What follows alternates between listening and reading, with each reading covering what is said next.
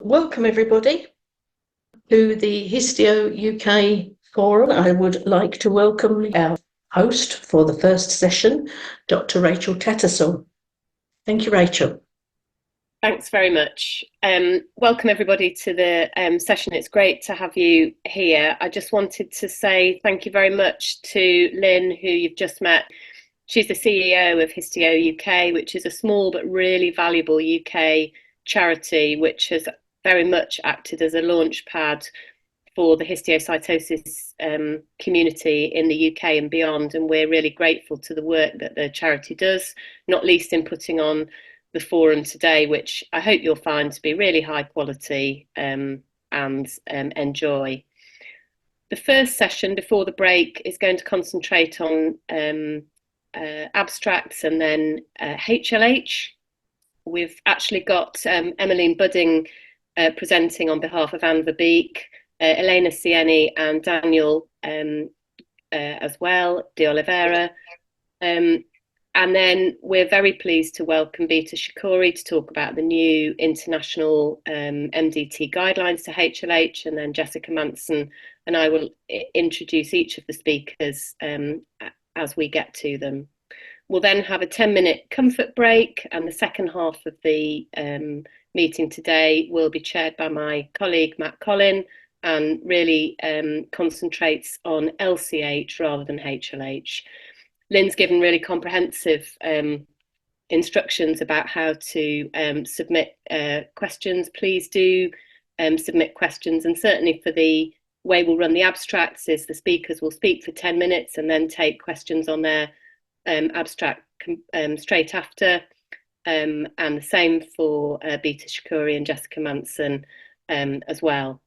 So gives me really great pleasure to introduce our abstract presentations. Lynn was worried about my timekeeping, but just to say I'm actually running ahead very briefly, so I hope it's okay to get started. Our first speaker is Emmeline Budding, who's a paediatric immunologist and infectionologist working as a transplant physician in the Willem Alexander Children's Hospital in Leiden. She's part of the stem cell transplantation programme and has a special interest in hyperinflammatory conditions, including HLH and MIS-C. And the title of her presentation is Soluble 2RI and ST2 levels before hematopoietic stem cell transplantation are associated with mortality in HLH patients, a cohort study. So Emmeline, I'd like to hand over to you. Thank you so much, Tattersall, for the kind introduction and the opportunity to present our research. We were supported by Histio UK to do this research. I'm very glad to present also the results here at this forum. We studied cytokine dynamics in children with HLH undergoing HSCT, and this was a retrospective cohort study.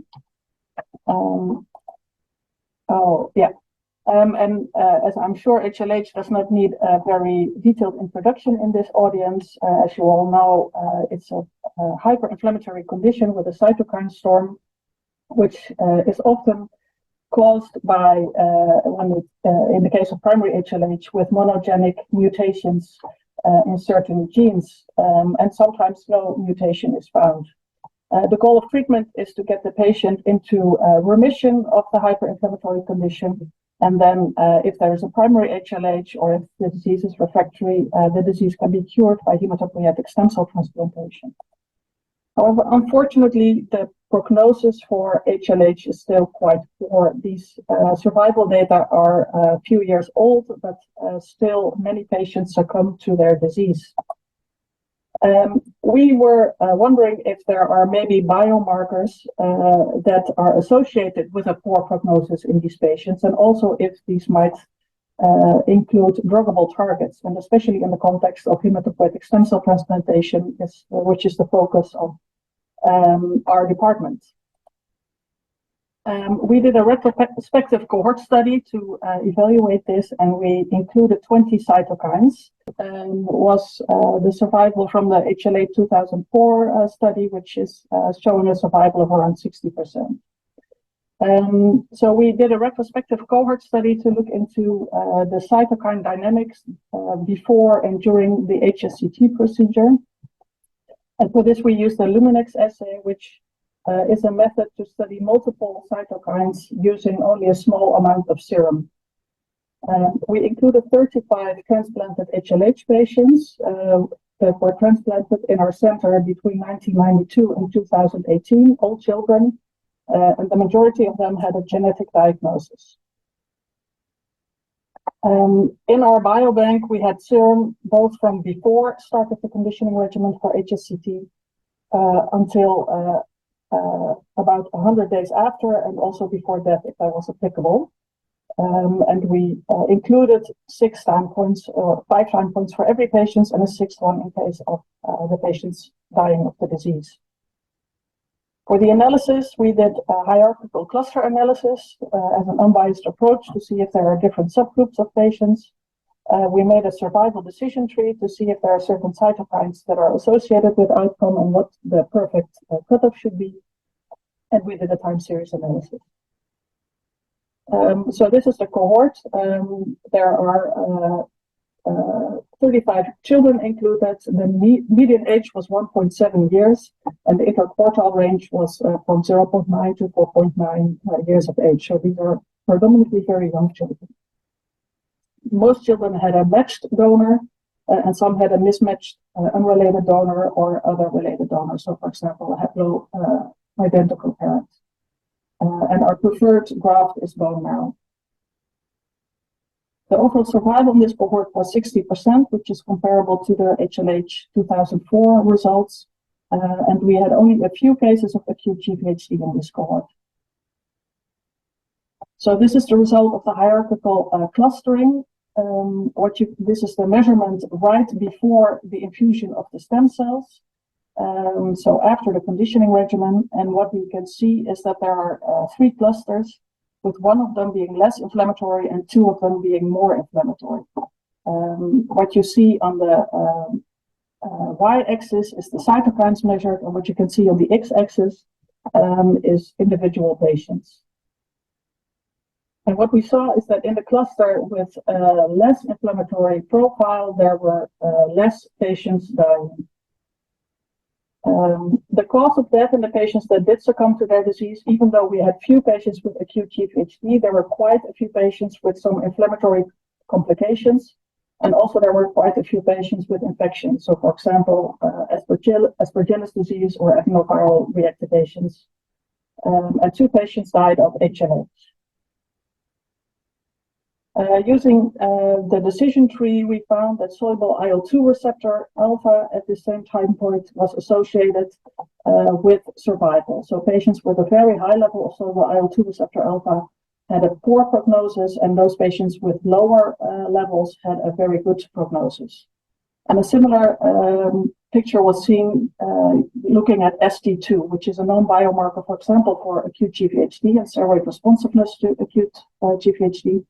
And here also we saw that those patients with high levels right before the infusion of the stem cells had poor prognosis. Then the cytokine dynamics showed a few things. Some cytokines increased after the conditioning regimen. So, for example, CCL2, CXL16, soluble IL-2 receptor alpha, and ST2 all increased as compared to before start of conditioning and right before infusing the stem cells. In the first week after infusing the stem cells, we saw that CXCL8 and IL-6 increased. And CXCL9, which is an interferon gamma inducible cytokine, decreased in the first week after HSCT. Also, in those patients that died of their disease, we saw a marked hyperinflammatory profile in the week before death, which is consistent with the causes of death. A lot of these patients were very inflammatory at time of death. So, in conclusion, high soluble IL-2 receptor alpha and ST2 levels immediately after conditioning were associated with increased mortality after HSCT in children with HLH. And we suppose that maybe interventions to decrease inflammation during the conditioning regimen may result in a better outcome. And we saw that many children that died had a pronounced hyperinflammatory profile right before death. The analysis that we use have some risk of overfitting, so we are currently validating these results in a more recent cohort, and that is ongoing. So thank you very much for your attention and the opportunity to present my results. And thank you to Histio UK for supporting this research. And I'd be glad to answer any questions. Emmeline, that was great. Really clear presentation. Thank you very much. Can I ask a really practical question? How easy is it to get the soluble IL-2 receptor or soluble CD25 measured, and how quickly does it get turned around in the clinical part of your practice? Is it being used as a real-time marker? Yes, we are currently using it as a real-time marker. Our lab, we do it for the research purpose using this Luminex assay, but our diagnostic lab has also incorporated this in the routine diagnostics.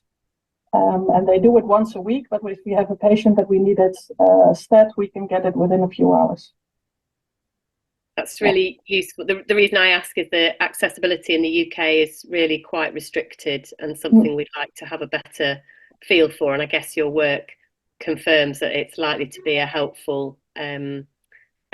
Can I just ask one more question before I ask if I see if there's any others? I just wonder, do you have a feel for, or do you have a feel for using regimens that might promote less hyperinflammation? Yeah. I ask as a rheumatologist, not a hematologist, so I'm asking a really basic question. What I'm saying is, are some regimens going to be more hyperinflammatory than others? Yeah, definitely. At least in our experience, in the context of proceeding to allogeneic transplant after, we are very happy with using alemtuzumab to induce remission in primary HLH patients. The patients that I now presented all received more traditional etoposide-based remission induction treatments, but for the last few years we've been using alemtuzumab, and we feel that we are much getting the children into transplant in a much more quiet condition, more or less. Yeah. There's lots of lessons for those of us treating secondary HLH. There's a lot to learn. I think I'm struggling with the Q&A. I'm not sure if nobody's actually asked a question, or whether it's Matthew said it's not possible to type. But there's a question from my colleague Matt Collin, who's asking how you dissociate NRM from relapse when features of NRM overlap greatly with those of HLH. Yeah, that's of course that's sometimes difficult. However, most patients that are very inflammatory and that died in this cohort did not have clear features of HLH at that time. So the patients that were labeled as dying of HLH had very high ferritin levels around time of death, and the other ones slightly lower, also triglycerides. So really using the standard HLH criteria, but I agree that sometimes it's very difficult. And it's probably not very black and white, but more of a spectrum, I suppose. Okay, that's great. So I can see Beta is online with a hand up. I'm wondering if you're going to actually ask a question, Beta. Yes, thank you so much. That was a very good presentation.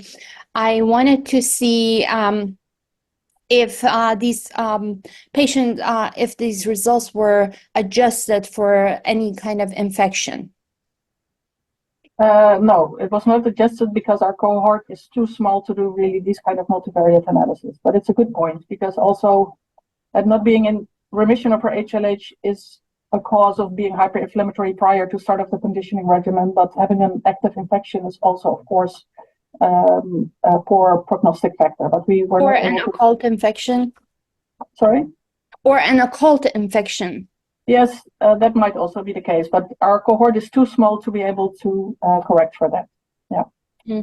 But do you know off on top of your head whether or not any number of patients did have a super layer of infection at the time? Because one of the important things that we found was that majority of patients, even with underlying other causes, malignancy, autoimmune diseases, et cetera, did have infection as a triggering cause for the hyperinflammatory processes. So I wonder if, also in reviewing the HLH results, both short-term and long-term, there were cases of infection that were reported. So has always been a big question for me whether or not in genetic HLH patients that could play a role in their response to treatment.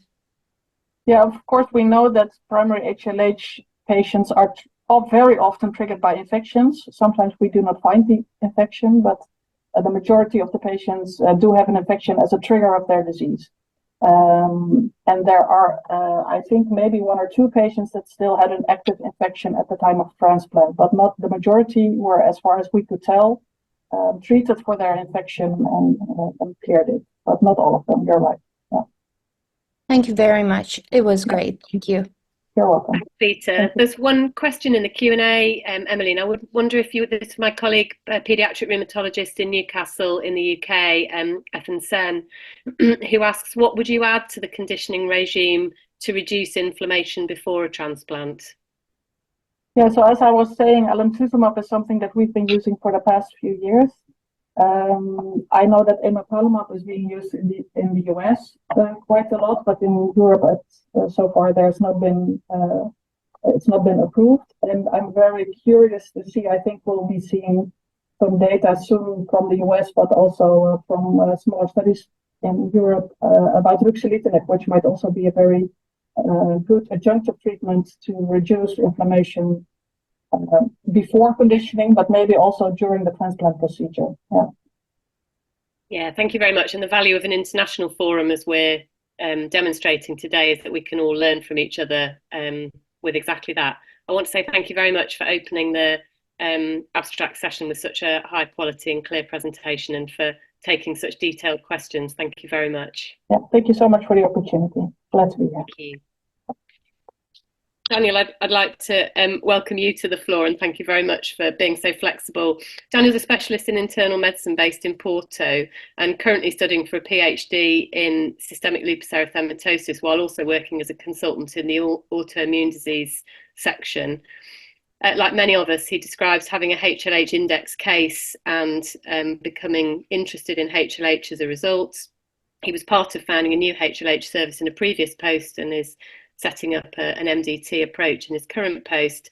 And he's going to speak to a panoramic view of adult HLH in Portugal using a literature search, and will take the floor just now. Thanks, Daniel.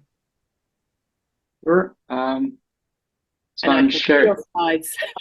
Perfect. With great relief. You might just want to put them in speaker view. You're in, yeah, perfect. I'll shut up. Thank you. Okay, so thanks for the introduction and the opportunity to be here to talk to you today about adult HLH in Portugal. So I'm going to skip the usual introduction about HLH, but I am going to highlight the fact that there is substantial variability across regions in the world, not only with regards to causes or triggers of HLH, as can be seen here in this paper, but also availability of drugs, diagnostic tools like we mentioned here today, and this has an impact on local outcomes. So the objective of this work was to characterize HLH in Portugal. And to do that, I reviewed the literature looking for cases published between 2018 and 2023, including PubMed, but also the Index of Portuguese Medical Journals, which has a lot of scientific journals that are indexed only there, as well as some grey literature by looking at the abstract books available online of several scientific societies, both for national congresses and European ones. And out of that, I was able to extract 107 cases of adult HLH in Portugal. Now, the majority of those were communicated through abstract, so there's a limitation in the scope of information that we could get from this. Most of them came from internal medicine, either papers or communications, and this has to do with the characteristics of our system here, the national health system here in Portugal. But also, I'd like to hope, due to the fact that we've been talking about this more and more in the last few years in our national meetings. Now, we have patients reported from 32 different institutions, including 2 private hospitals. And I usually present it in a graph, but for this international audience, I used my, as you can see, extensive skills to give you this little graph here, showing that most cases come from the north of Portugal and the Lisbon area, which are also the more densely populated zones, but also cases from every part in the country, including the islands, with the exception of the Algarve.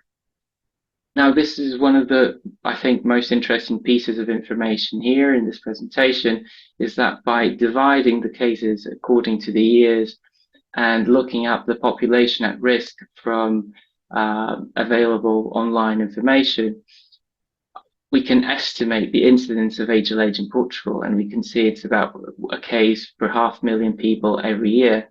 And this is already more than previous estimates, but I'm sure that you'll all agree that I think this is still an underestimation. Pretty well divided in terms of gender. The median age of the patients was 51, and most patients were Caucasian, as that is the general distribution here in Portugal. When we look at the explicitly reported predisposition to HLH, we find that most patients had some sort of immune-mediated disease, and indeed the most frequent individual one was SLE, systemic lupus, but also HIV. And in this upper graph here, you can take a look at, with more detail to each individual pre-existing condition, and also pre-existing drugs that the patients were taking before the HLH. Now, to organize all the biological data, I decided to use the H-score because that's what we've been using clinically in everyday practice. And I understand this is a little bit busy, but I'd just like to focus your attention on this column here, where I just highlight that, like I think all of us see in day-to-day practice, all of these patients, with the exception of a very old lady, had fever, not a very high fever. All of them had increased ferritin, and here I report on the average maximum level of ferritin that was reported, and as you can see, that's very, very high. We can discuss later the implications. Also, another thing that I always like to highlight is that most patients had at least bicytopenia, if not pancytopenia, with the most prevalent one being anemia. But the level of anemia does not have to be very severe. So I'm always keen on highlighting this because people should not expect to have very low levels of cytopenias in order to think about or diagnose HLH. Now, some cases had an H-score reported, and the positive comment here is that as the publications go from a year to the other, there is an increase in that report. So I think it recognizes the use of H-score and that we are taking it up as a useful tool. The average value of the H-scores reported was 220. But obviously, this is a very low number. So I tried to estimate the expected H-score for the whole cohort. And I came up with this range from 204 to 303, which, the numbers come from how I organized the data for missing values. So the 204 comes from, if we don't have data for at least half of the population, I selected the unknown option on the H-score calculator, whereas the 303 comes from using the average values for all of those fields. But I'm sure that you agree that despite the range, all of this is a very high probability for H-score. Now, diagnostic takes a little while.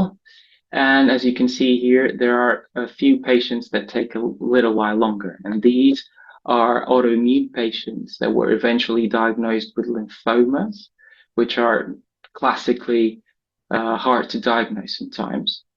And also these patients stayed in the hospital for 20 days, a median of 20 days, but also already you can see that some of them stayed for much longer. And this creates a burden also on healthcare systems that can be improved, I think, by earlier recognition and management of these patients. Also to avoid complications and admissions to intermediate or intensive care. These numbers are clearly an underestimation, and these refer only to explicitly reported complications and admissions. Regarding trigger, I think it follows most of what is published in the literature. Most patients had their episodes triggered by either infection or cancer. But I do have to highlight that still a quarter of these patients with HLH have an unknown trigger. When we divide the triggers according to the pre-existing conditions, a couple of things stand out. The fact that patients with a predisposing or pre-existing immune-mediated condition usually have their HLH episode triggered by infection, whereas patients with cancer or a chronic infection, usually the trigger is attributed to that pre-existing condition. Now, on this graph down here, I'd just like to, I think this is important because it highlights the need of looking at HLH locally. And I must say that although the top specific triggers are what you see in the literature, I did not expect rickettsial infection to be the fifth top trigger in HLH cases in Portugal. And that already has had an impact in my clinical practice daily whenever we're called to assess these patients. Now, most of these treatments are what you see reflected also in the literature. Most patients did steroids.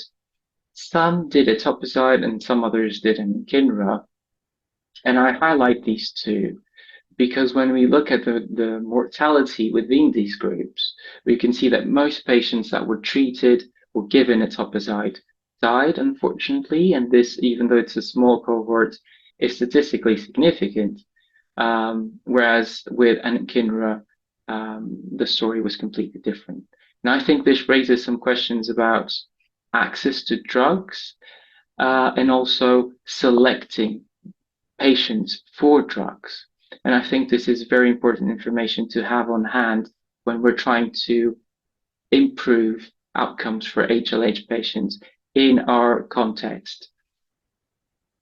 Also very important is the fact that 12 patients received no immunomodulation at all.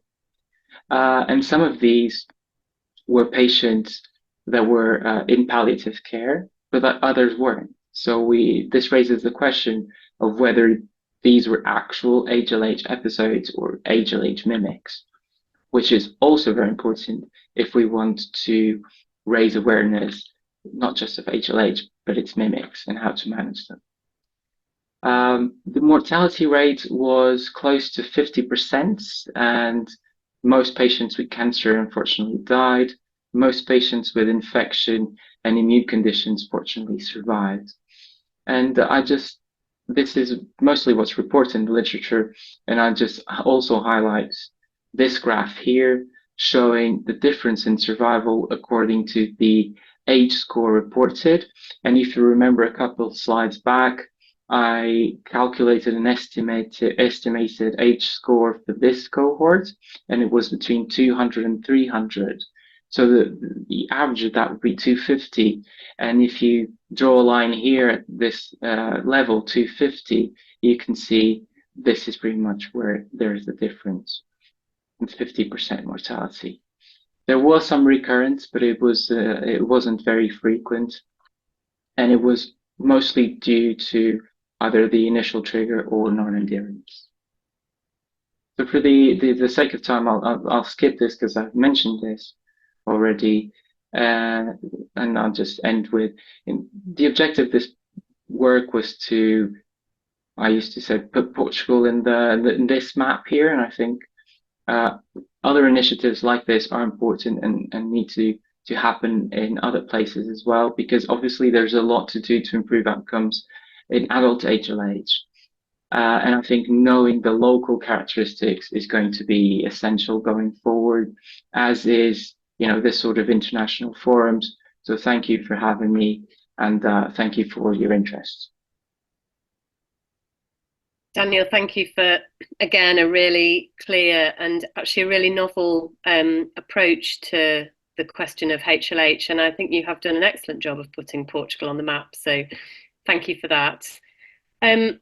I wonder, would you be willing to talk a little bit about the level of ferritin? I think the evidence, as I read it, is that in children, high levels of ferritin are perhaps more sensitive and specific to HLH than in adults. And I recognise the bias that you're looking at reported cases where they're likely to have hyperferritinemia. But I wonder if you just want to make a comment as somebody managing HLH, what weight you put on having a high ferritin and whether you use it as a biomarker of response to treatment.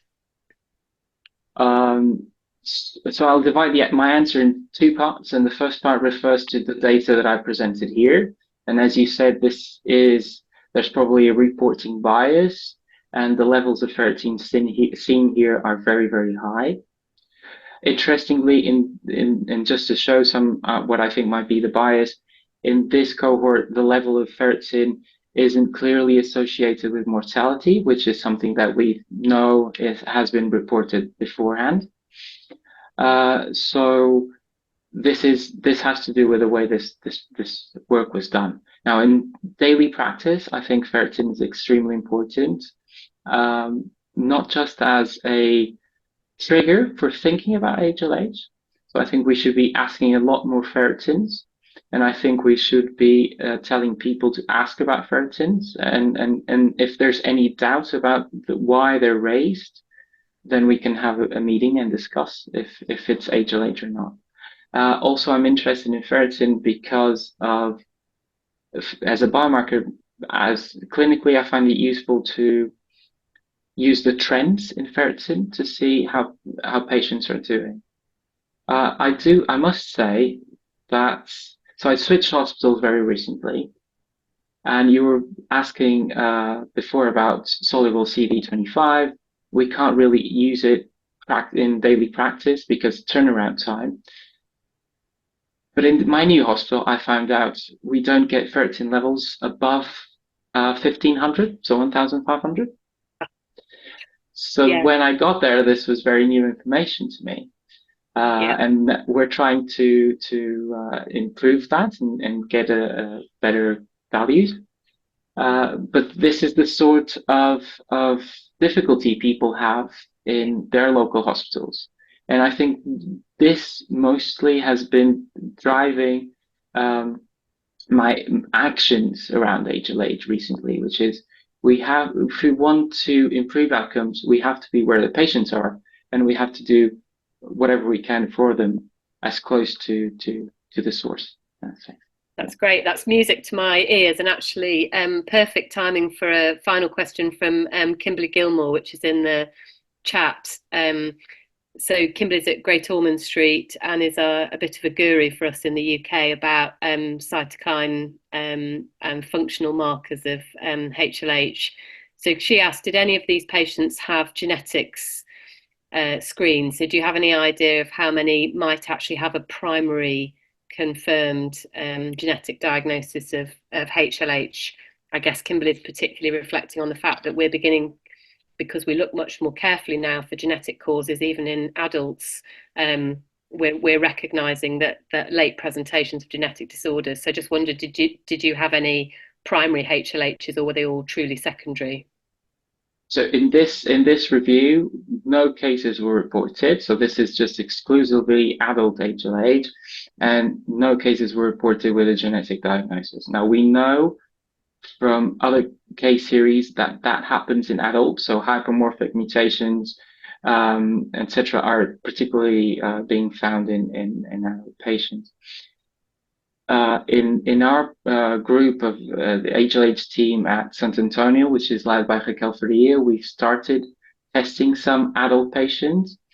That I can remember, we've never found a genetic diagnosis, but there are a lot of variants of unknown significance that we can't prove functionally, but think might be behind some susceptibility. And I predict you will find some adults with primary HLH in due course. And just finally, if I can paraphrase a good colleague, Beth Ann Gordon, who's a rheumatologist with an interest in maternal and fetal medicine, she's just wondering if any of your reported cases were associated with pregnancy or the postpartum period. No, I saw one of those presentations about HLH in your meetings, and I'm really interested in that, and I've taken that information with me to the news hospital, and we hope to start looking at it, but none of these cases here in this review were pregnancy associated. Well, thank you again. So I wonder if I can invite Elena Sieni to the virtual floor, if that's okay. Yes, Great. Nice to meet you. Thank you very much. I'd like to introduce Elena, who's a paediatric haematologist and oncologist at the Mayo Children's Hospital in Florence. She's been chair of the Italian working group for histiocytosis since 2012 and is the Italian coordinator of LCH4 and the Italian registry of LCH and HLH. She's vice president of the European Consortium of Histiocytosis, ECHO, and as a member of the HLH steering committee of the Histiocyte Society. So her research interests are in molecular and functional characterization of HLH and BRAF monitoring and neurodegenerative LCH. And her abstract to present today is entitled Mutant BRAF V600E Allele Burden in Relation to Clinical Outcome in Children with LCH. I've been lazy and used the abbreviation Langerhans cell histiocytosis, I should have said. And this represents a multi-center ECHO project. So Elena, the floor is yours. Okay, thank you. So my talk is about monitoring BRAF allele in relation to clinical outcome in children with LCH. This is a multi-center project run by ECHO Group. It is a consortium in Europe. And next slide. This project has been granted by the Histio UK and involve 5 laboratories among Europe that are really involved in histiocytic disorders. Next. Previous reports suggest that BRAF levels in the blood correlate with reactivation or progression, so can have a potential prognostic value. The aim of this project is to evaluate BRAF levels in the blood in different DNA sources and to correlate this with the clinical outcome in a multi-center and prospective setting. Next. Inclusion criteria were children with new onset or reactivated BRAF mutated LCH. Next. We allowed the inclusion of both biobank and prospectively collected blood samples. And we collect the blood samples at baseline before treatment and at an early time point, 6 weeks after a treatment, at a late time point, 6 months. We also suggest additional time points that were optional. And the presentation today is focused on preliminary results on the yearly time point. We want to correlate this data with clinical data, and we define an event as a treatment intensification, disease progression, or reactivation at any time during the disease course of the patient. Next. In the original plan, when we were writing the project, all laboratories were supposed to use the same PCR technology. That was the digital droplet PCR, a very sensitive technique. And also they were supposed to use the same DNA sources, cell-free and PBNC. When we started really the study, we realized that there were differences in PCR technologies and also in pre-analytic analysis and pre-analytic phases and in DNA sources. Thus, the next slide, please.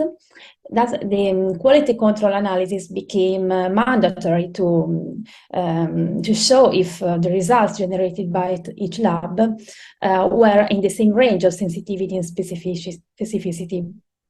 We perform 3 different quality control analyses, sending around 3 different type of samples.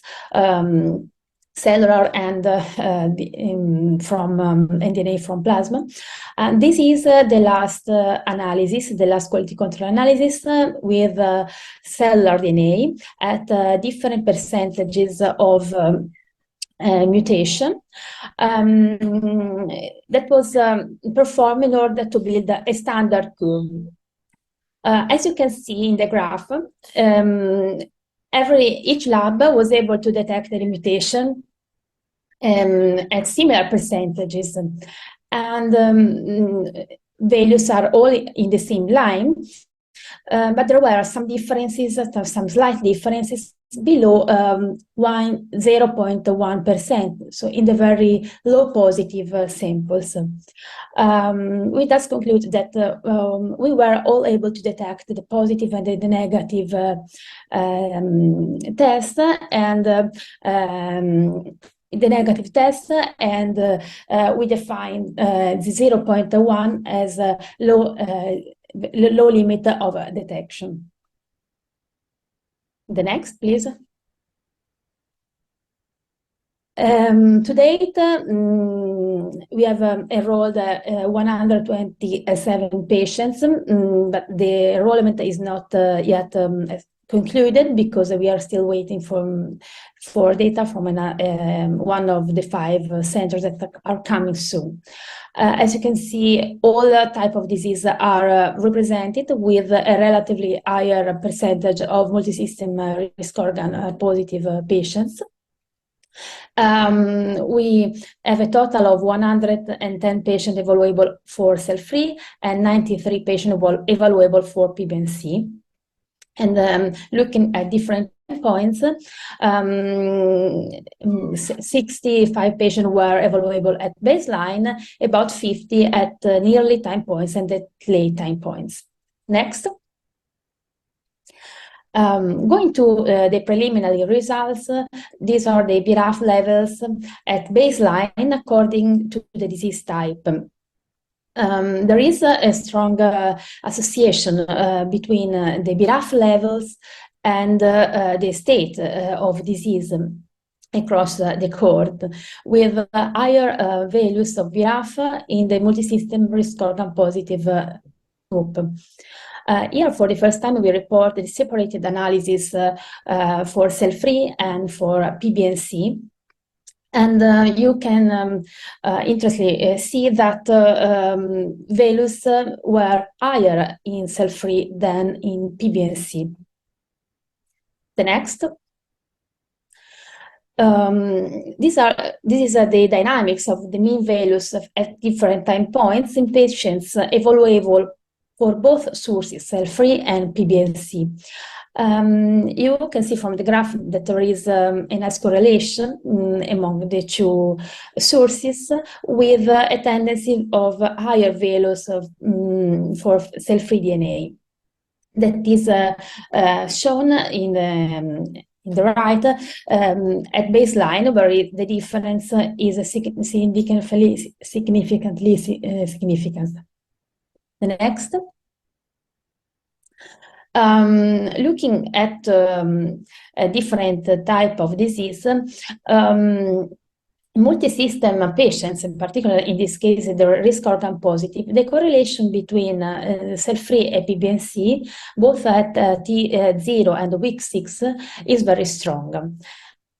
So you see all patients have positivity both in cell-free and PBNC.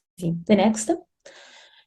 This is also true for the group of risk organ negative patients, where there is, again, a strong correlation.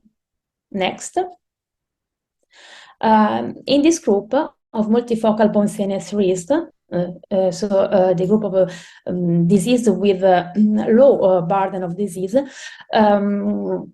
there is a weak correlation that we can in part attribute to technical problems, but we think that this is also relevant, could be relevant for clinical management, because suggesting that both sources can be particularly relevant, in particular in some setting, like in this group of single system patients. You see some patients have positive cell-free DNA and negative PBNC, the blue plots, and other have positive PBNC and negative cell-free. So both sources could be useful. Next. Then we try to analyze the BRAF levels according to clinical outcome at single time points. This is the group of single system untreated patients, where, as expected, most patients have negative values.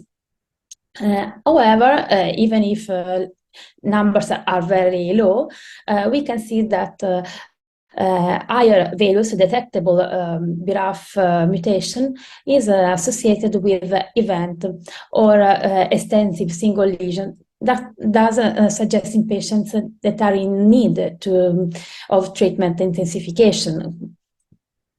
And we hope to confirm this finding with higher number of patients. Then the next. In patients treated with chemotherapy, here is the cell-free DNA results. You can see that higher values of BRAF are correlated with worse outcome, that's event, at baseline, at week 6, and also at month 6. With a trend of decreasing values from baseline to month 9. The next. The same is looking at the PBNC, again in patients treated with chemotherapy, or again the BRAF levels were associated with the worst event. However, we cannot see in this DNA source decrease in levels from T0 to week 6. The next. Then to see if these differences, changes in BRAF levels between week 6 and baseline in cell-free DNA have a significant clinical significance, we look at the individual values in both groups, patient with an event or without an event, and we look also to the normalized values that show a less reduction between week 6 and T0 in patients with event respect to patients without. This is also a preliminary finding that we need to confirm with more patients. The next.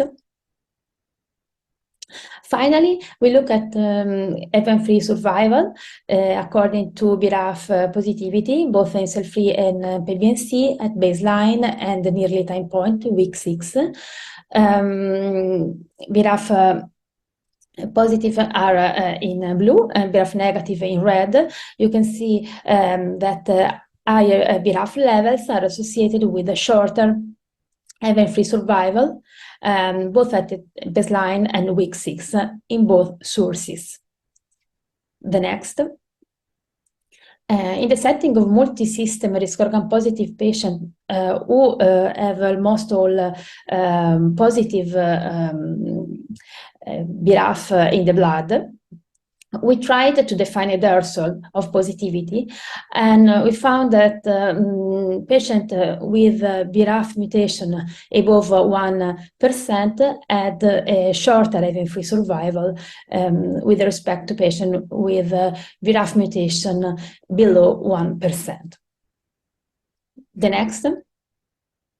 So in conclusion, we think that the BRAF monitoring has a prognostic value, that the mutation in the blood at baseline and week 6 is associated with worse outcome and shorter event-free survival. Mutation above 1% may indicate shorter event-free in the patients with risk organ positive. And there is a good correlation between the two sources, cell-free and PBNC, but probably these sources can have a complementary, can give complementary information and be relevant, particularly in some subgroup of disease at the same time point. Of course, this study is ongoing. We are now closing the enrollment and going to the final analysis. We have to analyze additional time points and subgroups, and possibly to try to define their results. So thank you to everybody. Next slide. And particularly thank you to the Histio UK and to our co-partner, Matthew Collins, Milan and Caroline Hutter, Paul Min, Sebastian Heritage, Jean Donadier, and Astrid and Cor. Thank you. Thanks, Elena, and thanks for bearing with the technological challenges. That really clear talk, again, looking towards personalised medicine for people with histiocytosis. I haven't got any questions in the Q&A, so I think in the interest of time, we'll move on if that's okay. But I'd just like to say thank you very much again for presenting and bearing with the technology. So I'd like to move on now and welcome my virtual friend. We've never actually met in the flesh, but have spent some virtual time together, Bita Shakoury. Bita's an adult rheumatologist working in the US at the National Institutes of Health in Maryland, and she's been working in HLH and macrophage activation syndrome, MAS, for exactly the same length of time as me, since 2008. She works in a framework of belief that the best knowledge and practices in non-genetic HLH and MAS can only be constructed in an MDT, a multidisciplinary approach. And in that, she's been responsible for collating and pushing over the line a really amazing publication, working across the US and Europe, looking towards a combined approach for people presenting with HLH, often before their cause is known. And she's currently responsible for developing clinical research projects and infrastructure in translational autoinflammatory disease.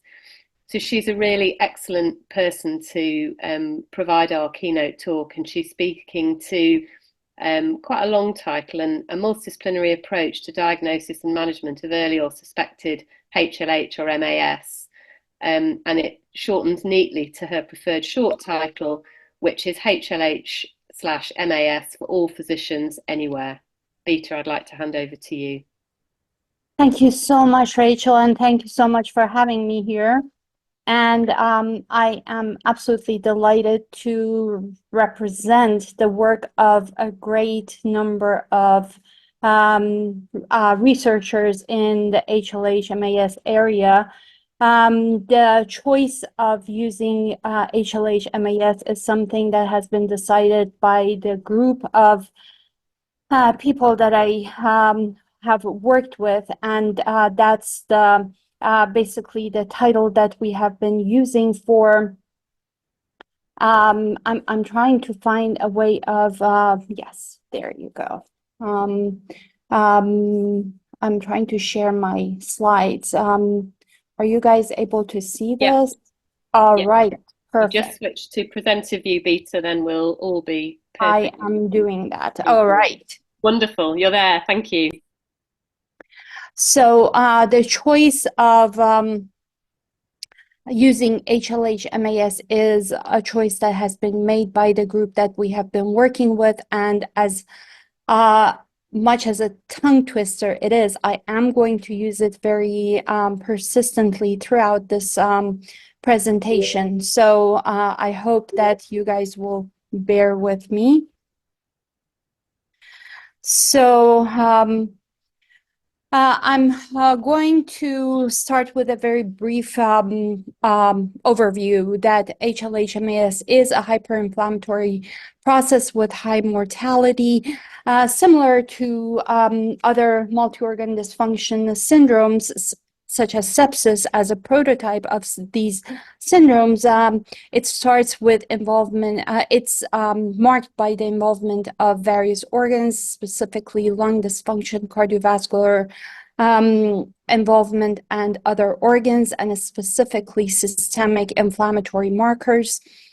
However, these organs, unlike sepsis, get involved later in the process, and the main and core problem that starts early in the process is the dysfunction in the clearance of reticular endothelial system, specifically bone marrow, liver dysfunction, and coagulopathy, as well as CNS dysfunction that manifests earlier and then progress to a lung dysfunction and cardiovascular problems that are the hallmark of sepsis syndrome. So this is one of the important issues that we must take note of.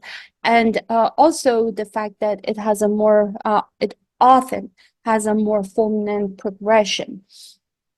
So also keep in mind that despite these varied organ presentations, when we look at the criteria sets that are available, namely HLH 2004 H-score and MAS 2016, many of these clinical and laboratory manifestations are not reflected in the criteria sets that are used. So it is important for what I'm going to say, because oftentimes before the patients actually do have a very prominent presentation, if even before they meet the full criteria sets. And as such, it is important for us to be mindful of this condition before it gets to a point of meeting the criteria, especially HLH 2004. The reason is because when we look at it, sepsis syndromes, oftentimes HLH HLH-MAS has a presentation very similar to very severe sepsis. And looking at the epidemiology of sepsis across the world, it's a very prevalent condition, and it has very high mortality that has not yet been, mitigated despite various interventions. So sepsis affects about 1.7 million adults in the US and 48.9 million adults in the world. And two studies so far these are the two studies I'm referring to, have estimated about 4 to 5% of patients treated as sepsis have actually HLH-MAS among adults. So when we look at it, we can see that when we look at the numbers of sepsis and consider, even though it may not be very remarkable when we say, okay, 4 to 5%, that's not much. But when we look at the high number of sepsis and high mortality from sepsis and HLH-MAS, actually that ends up being not a very, not a number that we can easily ignore. And we can actually notice that we probably miss a lot of these patients across the world. So there's a gap in the knowledge. Most of what we know about HLH, MAS, we know from the familial or genetic HLH in childhood. And based on that foundation, we know that there is a lot of defect in basically the genetic that affects the cytolytic function of CD8 positive T cells and NK cells in the clearing of the antigen and inducing autoapoptosis. And when that basically inducing of autoapoptosis in the antigen presenting cells. So persistence of this antigen in the organ and continued problem with stimulation of the immune cell, we know that it's there, but we don't have much insight into the various mechanisms of secondary HLH-MAS in populations. So there have been other consensus publications, mostly in children, some in adults, and there has been a lot of insight and expertise gone into these consensus publications. But there have also been some insufficiencies and gap in the knowledge, which basically prompted us to embark on this journey of the project that we did to make these make something available for all physicians to use. So first one is that the current diagnostic criteria seems to be very insufficient for addressing or identifying the patients in time.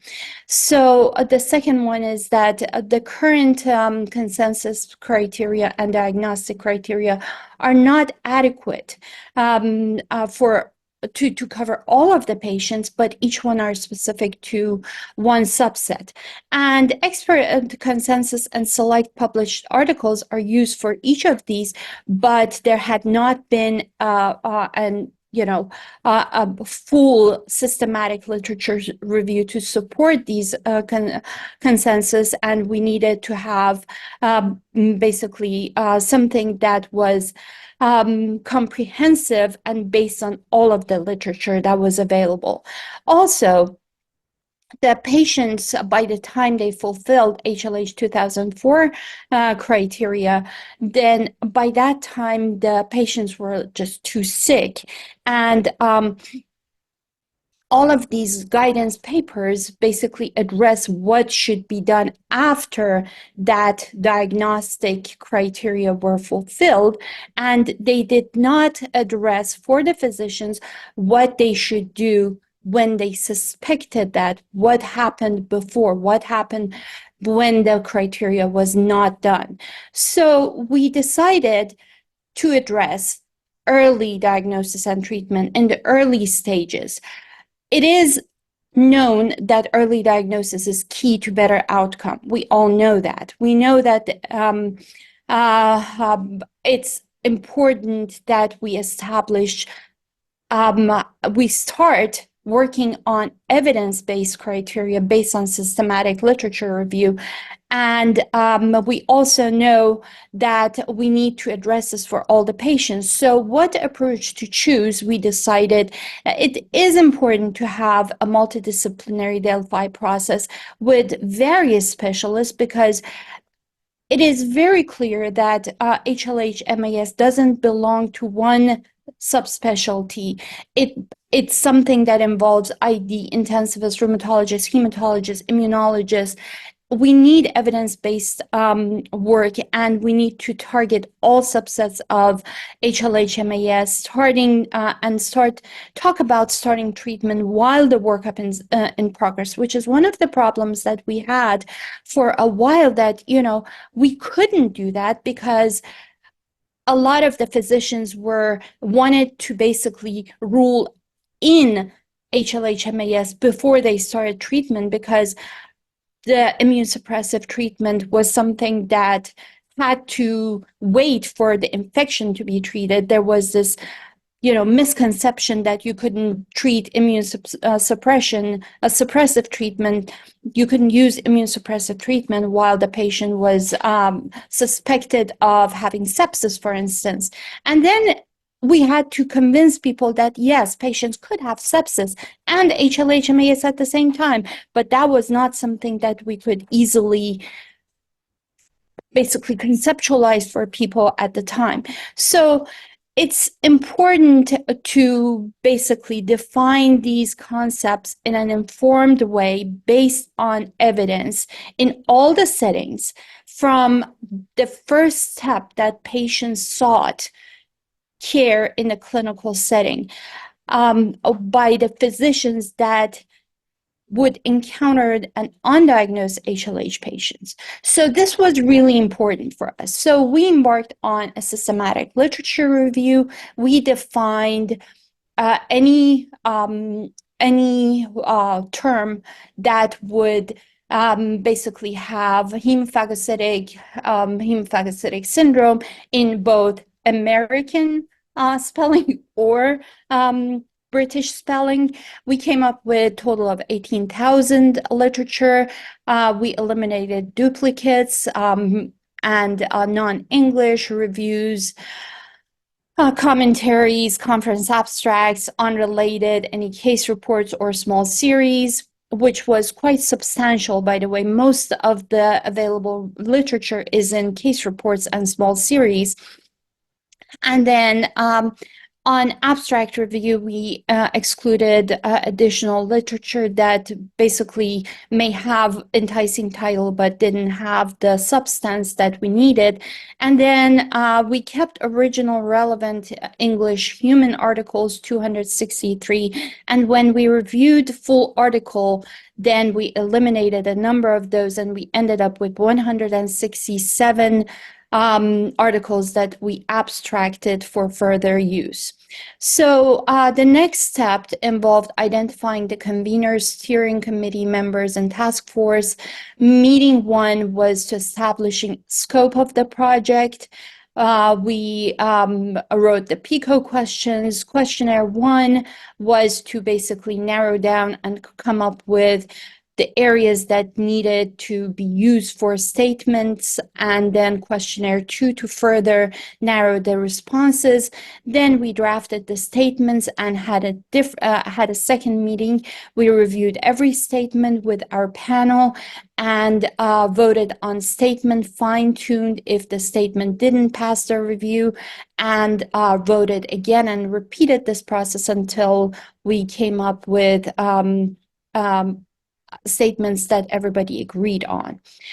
So we came up with an overarching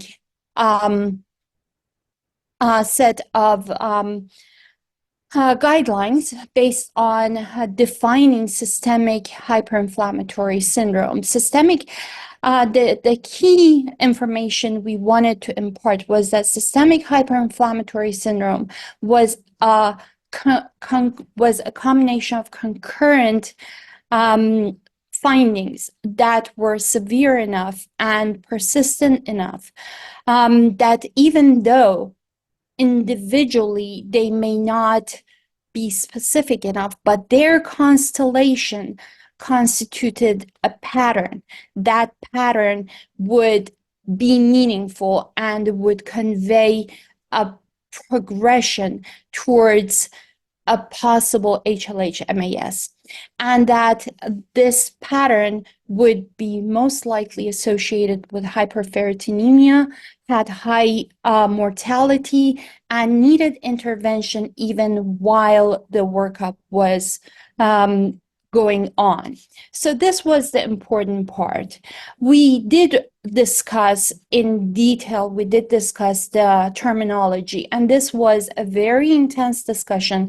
And eventually we decided that the terminology was something that was best left to a different time, different place, different panel.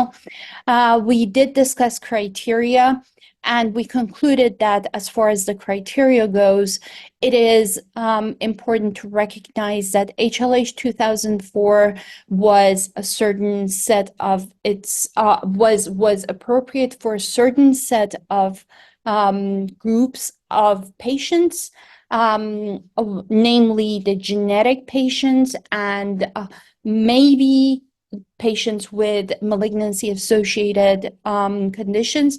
The MAS criteria, MAS 2016 criteria, was specifically driven for patients from JIA, and it was developed in a group of JIA patients, and that was the most appropriate setting for the use of that criteria, those criteria. And H-score was the most appropriate for use in adults because it was derived from adult population of all causes, even though most of them were malignancy associated. But because most of the patients that were used for that criteria were adults and had secondary causes, that was the most appropriate one. However, it was felt that there was a need for a more unifying set of criteria, which Histio Society is working on right now. So then the pillars for this for our guidance is based on screening and early diagnosis, contributing factors, including predisposing factors and triggers, and I will go into that a little bit more.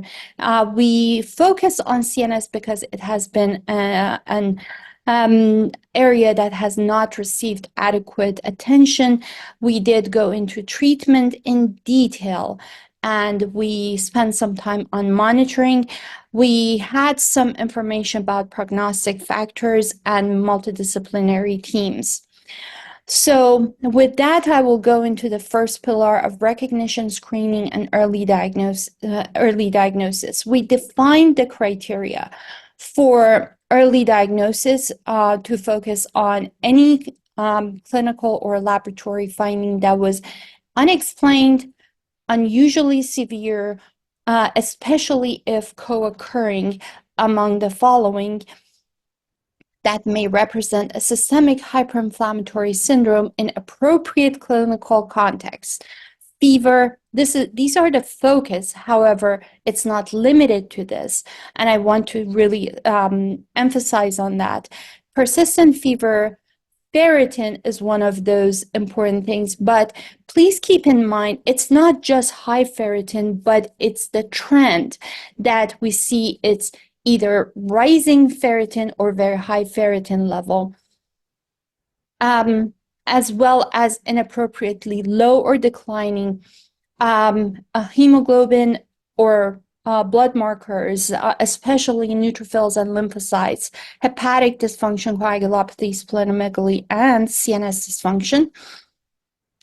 So going down to the issue of ferritin, I want any physician hearing me to check a ferritin in a clinically suspicious patient, which means any patient with, going back to the previous slide, unexplained or unusually severe these features. So if the physician sees any patient with these findings that are unexplained, unusually severe, or co-occurring, I want them to check ferritin.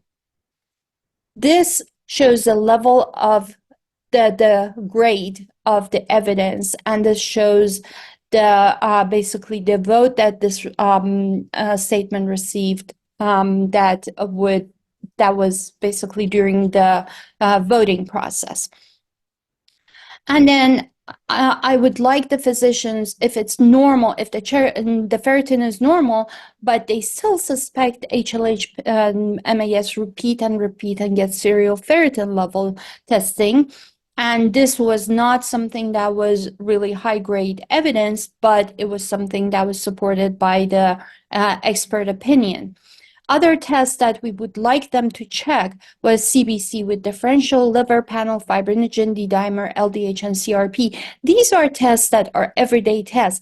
I want people to be able to check everyday tests and be able to draw a conclusion. We don't want them to have to resort to specialized testing, but if they have at their fingertips any of the specialized biomarkers, if they are at a tertiary, at a tertiary center, if they can send it off, even if the results come back after a while, so be it. Please, by all means, check it for later confirmation. So I really like this table because, I know it's a crowded table. I can make my slides available. The paper is out there. It has this table in it. By all means, please go and take a look at it. It actually tells you this part of the table is for routine, everyday available tests. It actually shows you what are the tests that you can check, what is the biology of it, how it trends in HLH MAS, what is the specificity of these tests, which criteria, if any, they are involved in. Does it help with monitoring and how frequently you should use them in monitoring? Do they have any prognostic utility? What are their caveats and are they available or not?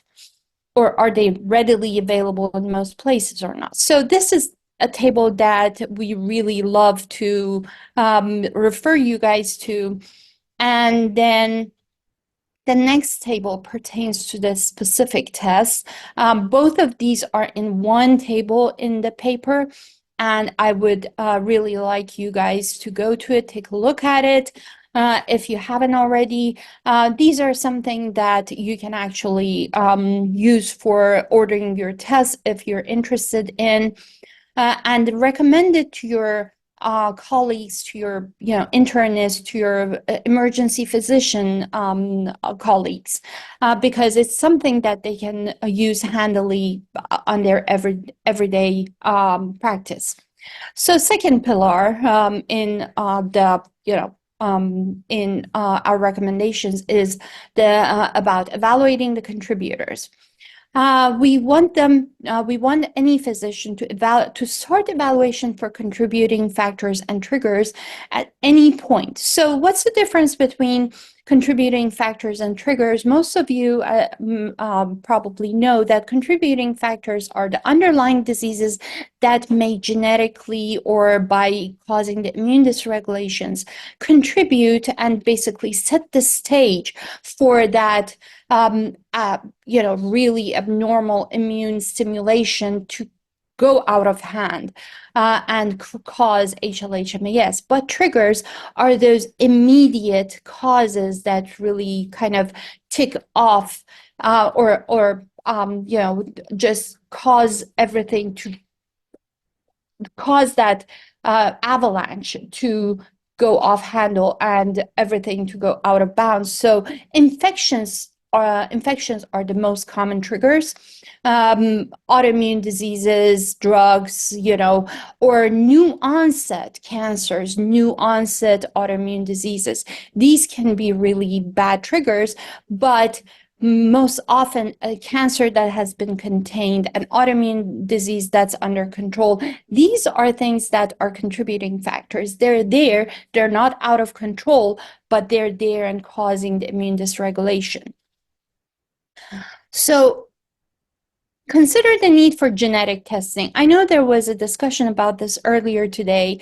Consider the need for genetic testing early. We had a lot of discussion about this as well.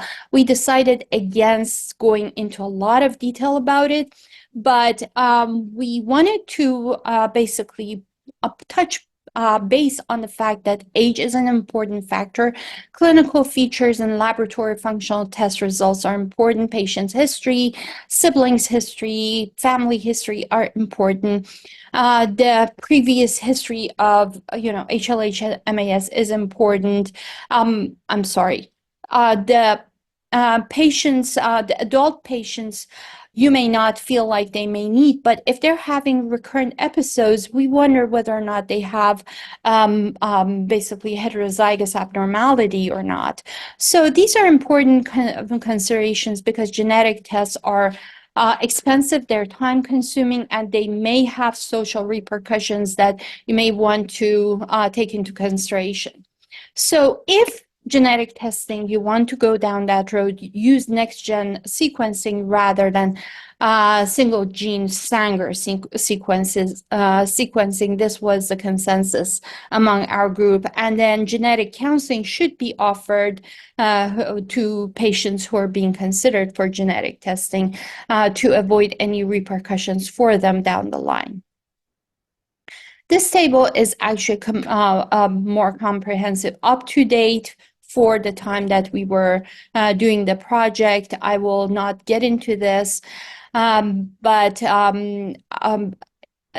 would refer you to see it. And then we have a more comprehensive list of contributing factors. However, this is a more brief one. It basically lists acquired predisposing conditions, rheumatic causes, and oncologic causes, and then infectious triggers. Now, interesting part is that here you may find that oncological issues are, you can see that they are listed with higher proportion in adults than infection. This, we also had a debate about this because a lot of times we see infections in practice a lot more common than malignancies in adults. This is because initially when the reporting started, it came mostly from the oncologist colleagues, and then later, more later years, there has been more reports by various specialists. So because we use the systematic literature review from the very early years, the predominance of those oncological reports is seen here. So we believe that this is a reporting bias. Third pillar, we go to CNS involvement. It is not well defined in HLH-MAS, although in practice we see that it's very common. Most of the patients have some form of CNS involvement, and that's why we decided to suggest that all individuals with probable HLH-MAS should undergo a neurological exam. But if there are any abnormalities, further CNS assessment should be done if there are any of the following: if they're younger than 1 year of age, if there are known genetic HLH, encephalopathy, seizure, altered mental status, basically any focal neurological finding, or basically any neurological abnormalities that are worth pursuing, then this should be pursued by brain MRI and evaluation of cerebrospinal fluid. And then one of the important reasons we should not delay treatment is because we don't want any permanent CNS problems, and we should not delay treatment because of the if the patient has any CNS problems, that should not cause us to delay treatment. So the next one, which I was heavily involved in, we basically reviewed every single article that had any treatment information that was basically patient-based. So each paper that had treatment for each patient reported with the outcome. So eventually we summarized treatment results for every subset, and we reported that more detailed treatment information will come out in our SLR paper that I'm preparing to submit that. So but bottom line was that we came up with a regimen for all patients, and here is the results of what we basically found for all patients, adult and pediatric. The dosing that we found was very close between adult and pediatric, with very few exceptions. For instance, the dosing of IVIG, the total dose was very similar. The reports indicated that we can give the pediatric doses in 2 days, but for adults it was reported 4 to 5 days. Although I see more and more adult physicians giving IVIG in adults in 2 to 5 days as well. So otherwise, basically everything was very similar. Other than the fact that in kids, the dose is calculated based on milligram per kilogram per day, and in peds, in adults, it's more of fixed dose. In kids, it's more of milligram per kg because of their varying sizes. Also, the other issue is that there has been a lot of debate about whether to use dexamethasone or methylprednisolone. To be honest, in a patient who has inflammation of blood-brain barrier, CNS penetration is equal. So what we have recommended is any kind of steroid based on equivalent doses of what we have recommended here, and just give whatever is available to the physician and in the care facility. So it doesn't matter what you give, just give them steroid, and based on these dosings. So what we want the physicians to do is just start the basic treatment for all patients with suspected or evolving HLH-MAS. Just start with supportive care, make sure any underlying triggers or contributing factors that are known to comments, and then start the patients on some immune modulatory treatment while diagnostic testing is ongoing. Now, you have to be careful about the side effects, about delaying the diagnosis. For instance, if the patient has lymphoma, don't give them a huge load of steroid that would basically hinder the diagnosis of lymphoma. However, please do give them treatment with any other modulation, such as anakinra, IVIG, or anything that would subside their hyperinflammatory process. And make sure you cover them with appropriate antimicrobial and antiviral treatment for the length of the immune modulatory therapy. I haven't added the level of evidence, but we have a very high level of evidence here.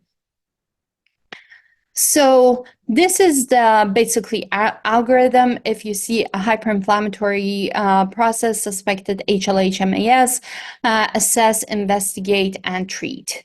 And you do these kind of simultaneously. You don't do them in steps. These are parallel. You check the tests here, investigate infection, malignancy, and other conditions. You give them supportive care, empiric antimicrobial therapies, prophylaxis, and then treat them with glucocorticoid, anakinra, IVIG, monitor them, reassess.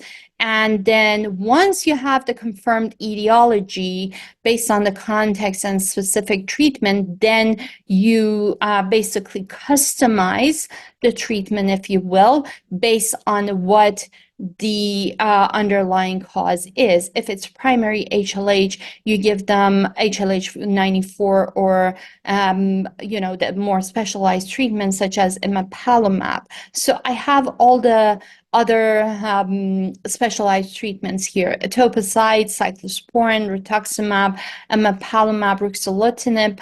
And these are mainly a more recent imapalumab and ruxolitinib. These are more recent treatments. Rituximab is used for EBV related HLH-MAS. It's a lot safer. It's very interesting stories that we had a recent 7-year-old patient that it was contacted about, and we advised the physicians who were actually an HLH team about using rituximab in lieu of etoposide, and they gave the patient both of those. The patient recovered from the EBV, but eventually died from from secondary infections. So go figure. Rituximab actually there's evidence to show that it helps with EBV associated HLH, but with much less side effects in adults. So keep in mind that once you have confirmed etiology, talk to experts, treat for infection, malignancy, whatever there is, and oftentimes there's more than one etiology underlying, because what our results show is that actually there are some of the treatments that work better in one subset than the others. For instance, in infections, IVIG is really great. In malignancy and EBV, etoposide-based treatments are very helpful. And in primary HLH, the HLH protocol and imapalumab are really helpful. So finally, the last pillar is monitoring. Anytime you see worsening or lack of improvement in clinical or laboratory disease markers, question the diagnosis, question the treatment, reassess.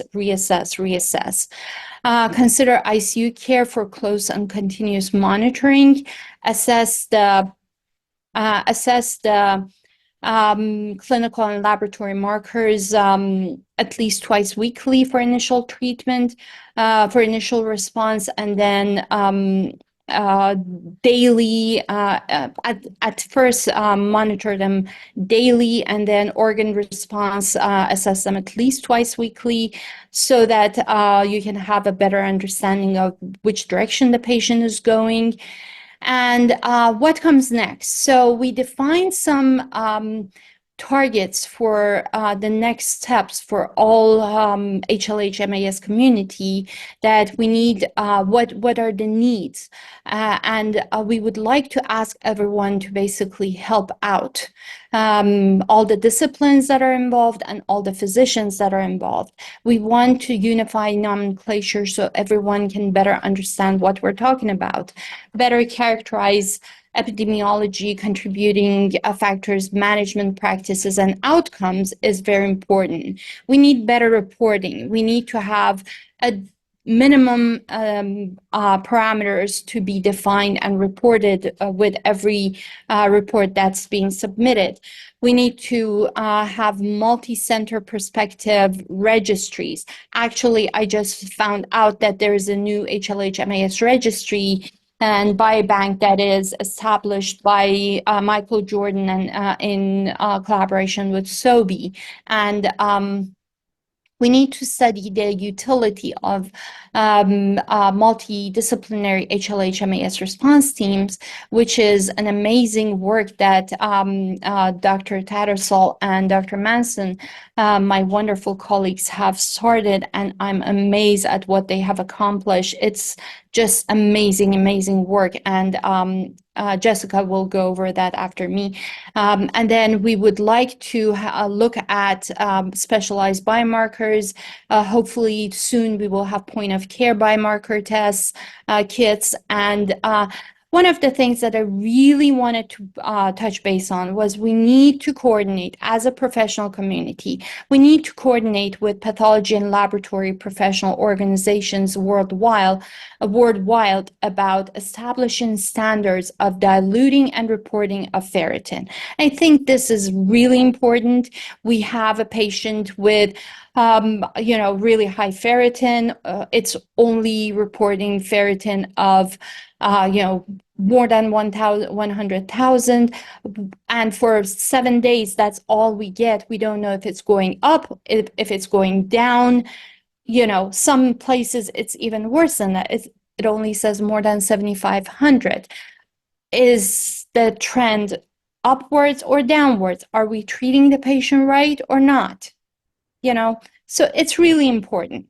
So there are a number of different areas that we need to really work on. Some of them are lower hanging fruits, and we can all basically collaborate to make this happen.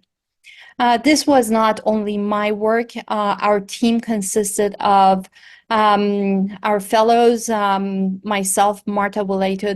These are all attendings, but they are fellows for the sake of the project. So Marta Waleto, Ashley, Nicole, and David. And then we had the rest of the steering committee: Kate, Kiernan, Melissa Hines, Dr. Goldbach-Mansky, Dr. Di Benedetti, Dr. Marsh, and Dr. Canna.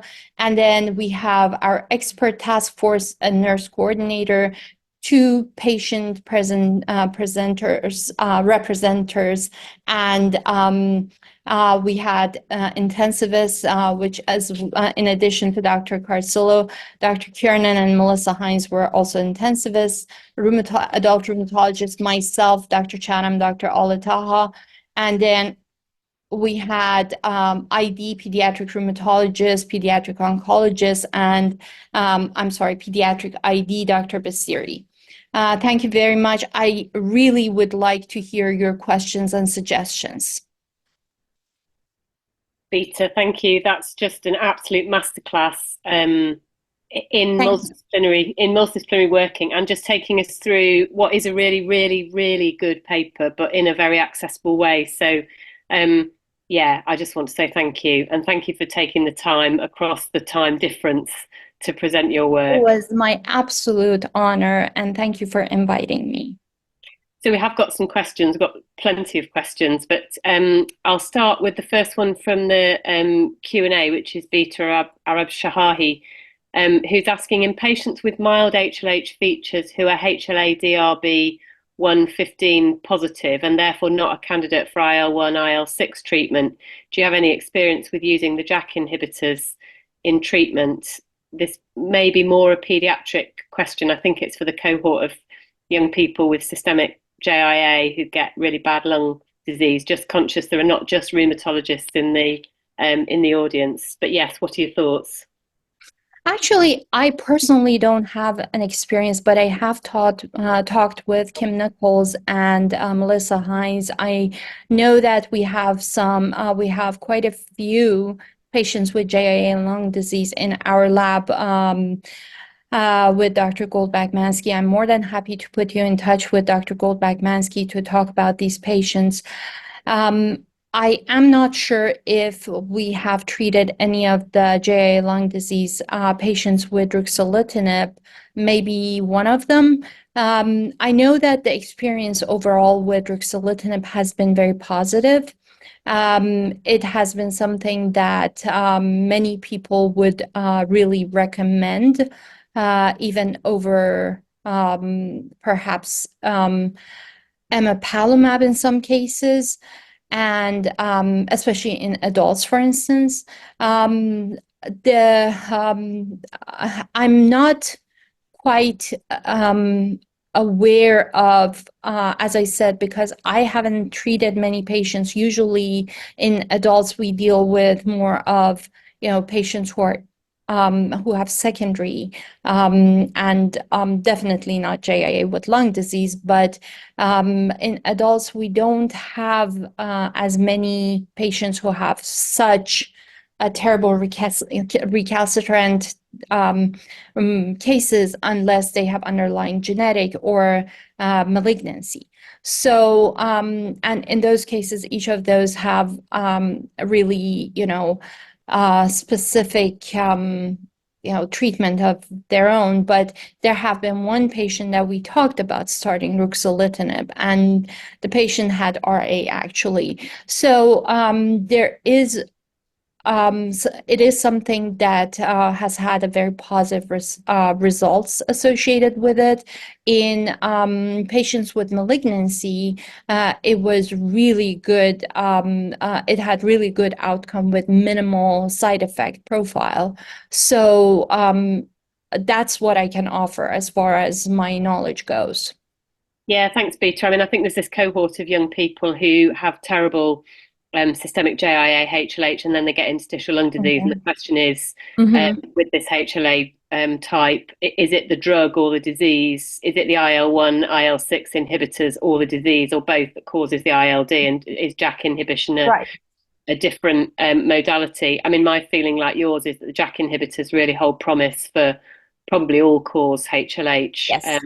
Yes. That brings me neatly to my colleague Mark Bishton, who's a adult hematologist working in the UK, who asks, when you considered clinical outcomes by treatment type, did you see differences by trigger?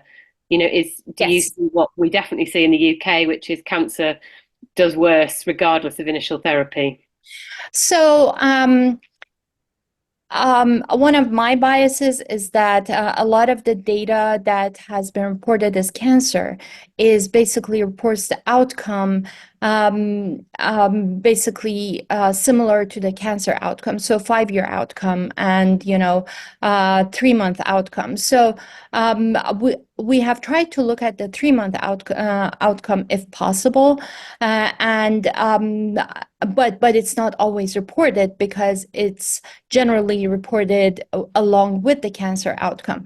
I think one of the important things is I would like to see that people report the episode outcome, episode meaning the HLH-MAS episode outcome, separately than the malignancy outcome.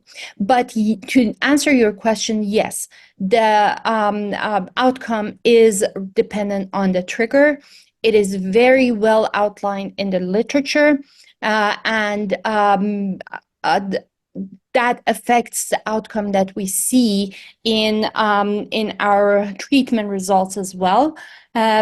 That's why we define the treatments based on each subset. So a malignancy associated, EBV associated, rheumatic disease associated, these are each defined separately in the treatment in the recommended treatments, and we have basically compared the various treatments across the treatment modalities. In the malignancy associated separately, we didn't compare the treatments in malignancy with the treatments in rheumatic diseases. So to that effect, we have tried to make it so that we don't step outside of that line until we have more data to tell us otherwise. The data so far says yes, the outcome is different. Thank you. Your rigorous approach is very much appreciated. Jessica Manson is going to speak next, but has a question which I suggest she asks rather than me reading it out. And then we'll close your session and I'll introduce Jess properly. So Jess, do you want to unmute and ask your question? Hi, Vita. That was Hi. Just so lovely to hear you go through the paper, which I've already read 100 times, but it's so nice to hear you talk it through. Thank you. So we've sort of come to a pragmatic approach about how to use anakinra, and we tend to start at about 4 milligrams per kilogram in divided dose and go up readily to 8 and come back down quickly if we're not, if the patient's better or we don't think it's doing anything. And of course, our colleague Akila, who I think is on the call, wrote this paper with using extremely high dose infusions of anakinra, which I think you quoted in your paper, and the Lazarus effect of anakinra. And I wondered what you actually did in real life. What do you do with a patient in front of you? where do you start, and how often, and if I'm allowed to be, how often you use that super high dose of, up 2 mg per kg per hour? Yeah, it has been used. There is actually a very nice paper by Randy Cron and Dr. Elosalie, and I'm more than happy to send it to everyone. Let me just. Oh, it is already shared. Never mind. I have to put it in. Okay, here. So what we came up with was that the general dosing was 5 to 10 milligrams per kg per day. As a general rule, I like to give the highest dose up front and then go down gradually, because when you have a high load of cytokines and a huge number of cytokine producing cells, what you want to do is basically shrink those numbers and amounts as much as possible at first. And it's best to do that in a reverse pyramid per se approach, rather than stepping up or down. So we start high and then we gradually go down. Basically, the sicker the patient is, the more the higher number of organs involved, the more severe the organs are. And the good marker of that is actually the Apache score that the intensivists use. The better, the more likely you are to use the IV approach, because it allows the medication to reach intravascular space more rapidly. Right. However, subcutaneous anakinra has a high absorption rate. It has a high bioavailability. And as a result, the sub-Q is not too difficult to give, and it's easier in the hospital setting to administer. For order to give an infusion, you have to have the infusion nurse, you have to have this, that, all the setup to have to be available. So what we do is generally we give 100 milligram per, infusion, because the drug comes in 100 milligram vials, and you cannot mix 2 vials together because they are in ready injectable packages. So we give 100 milligram Q6 in day 1 and 2, then go down, because at that time, basically, you know whether the patient is responding or not. Then you go down to 3 times a day. My general rule of thumb is that once the patient's out of ICU, I go to twice a day. When the patient, and then basically taper off all other medications, especially steroid first, because it increases the risk of secondary infections. I get rid of the steroid first, send the patient home with anakinra once a day, and until the patient comes back 2 weeks later, and then as long as everything has gone back to normal, I stop it cold turkey.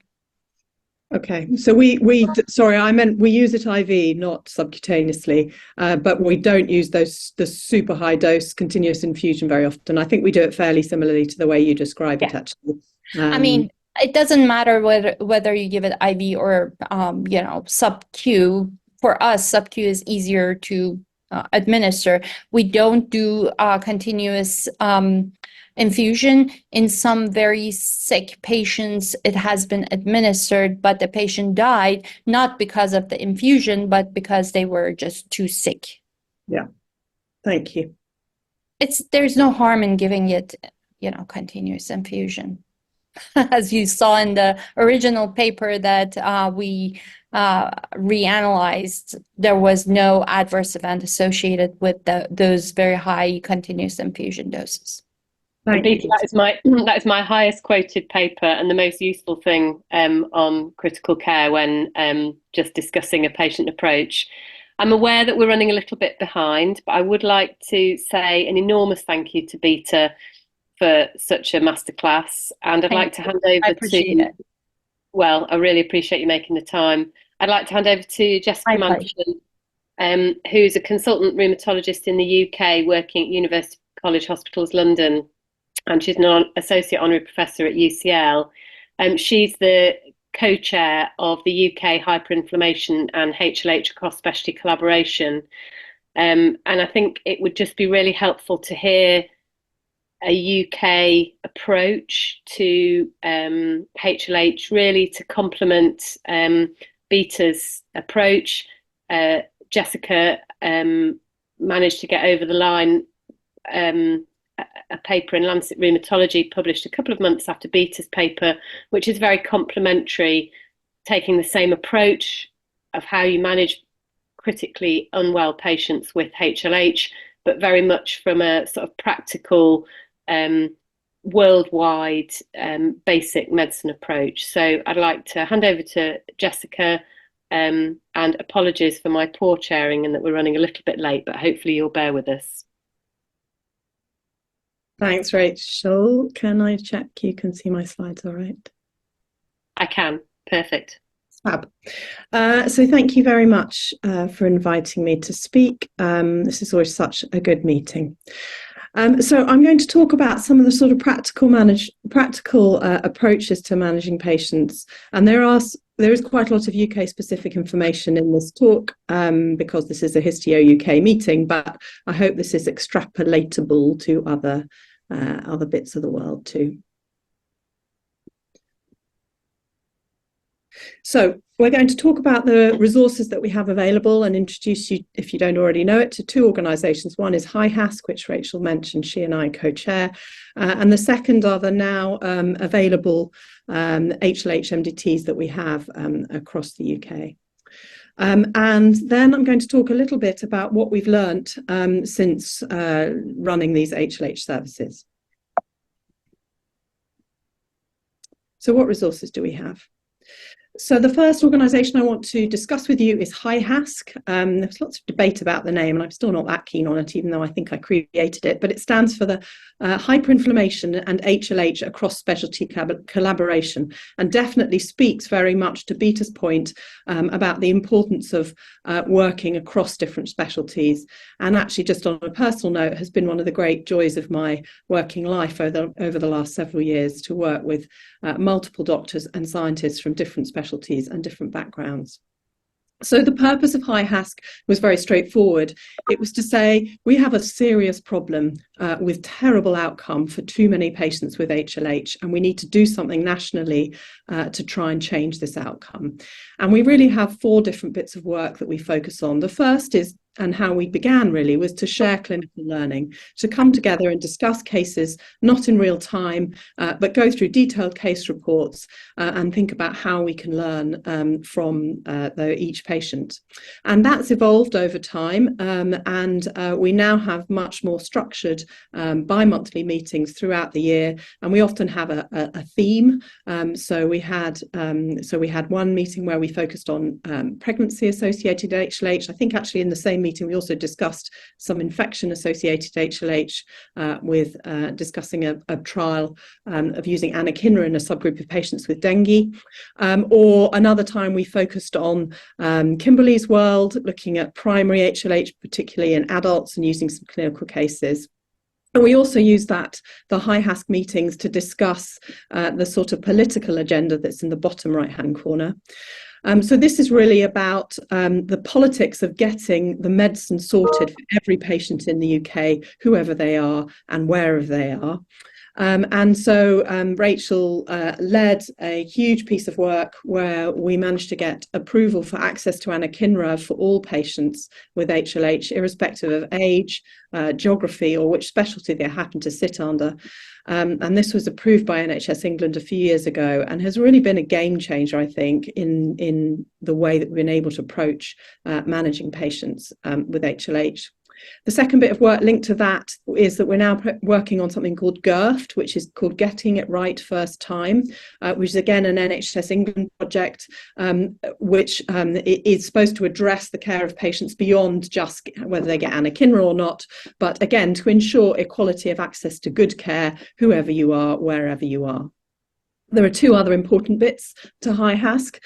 One is research. So various members of our colleagues have applied and been successful for getting grants from Histio UK, actually.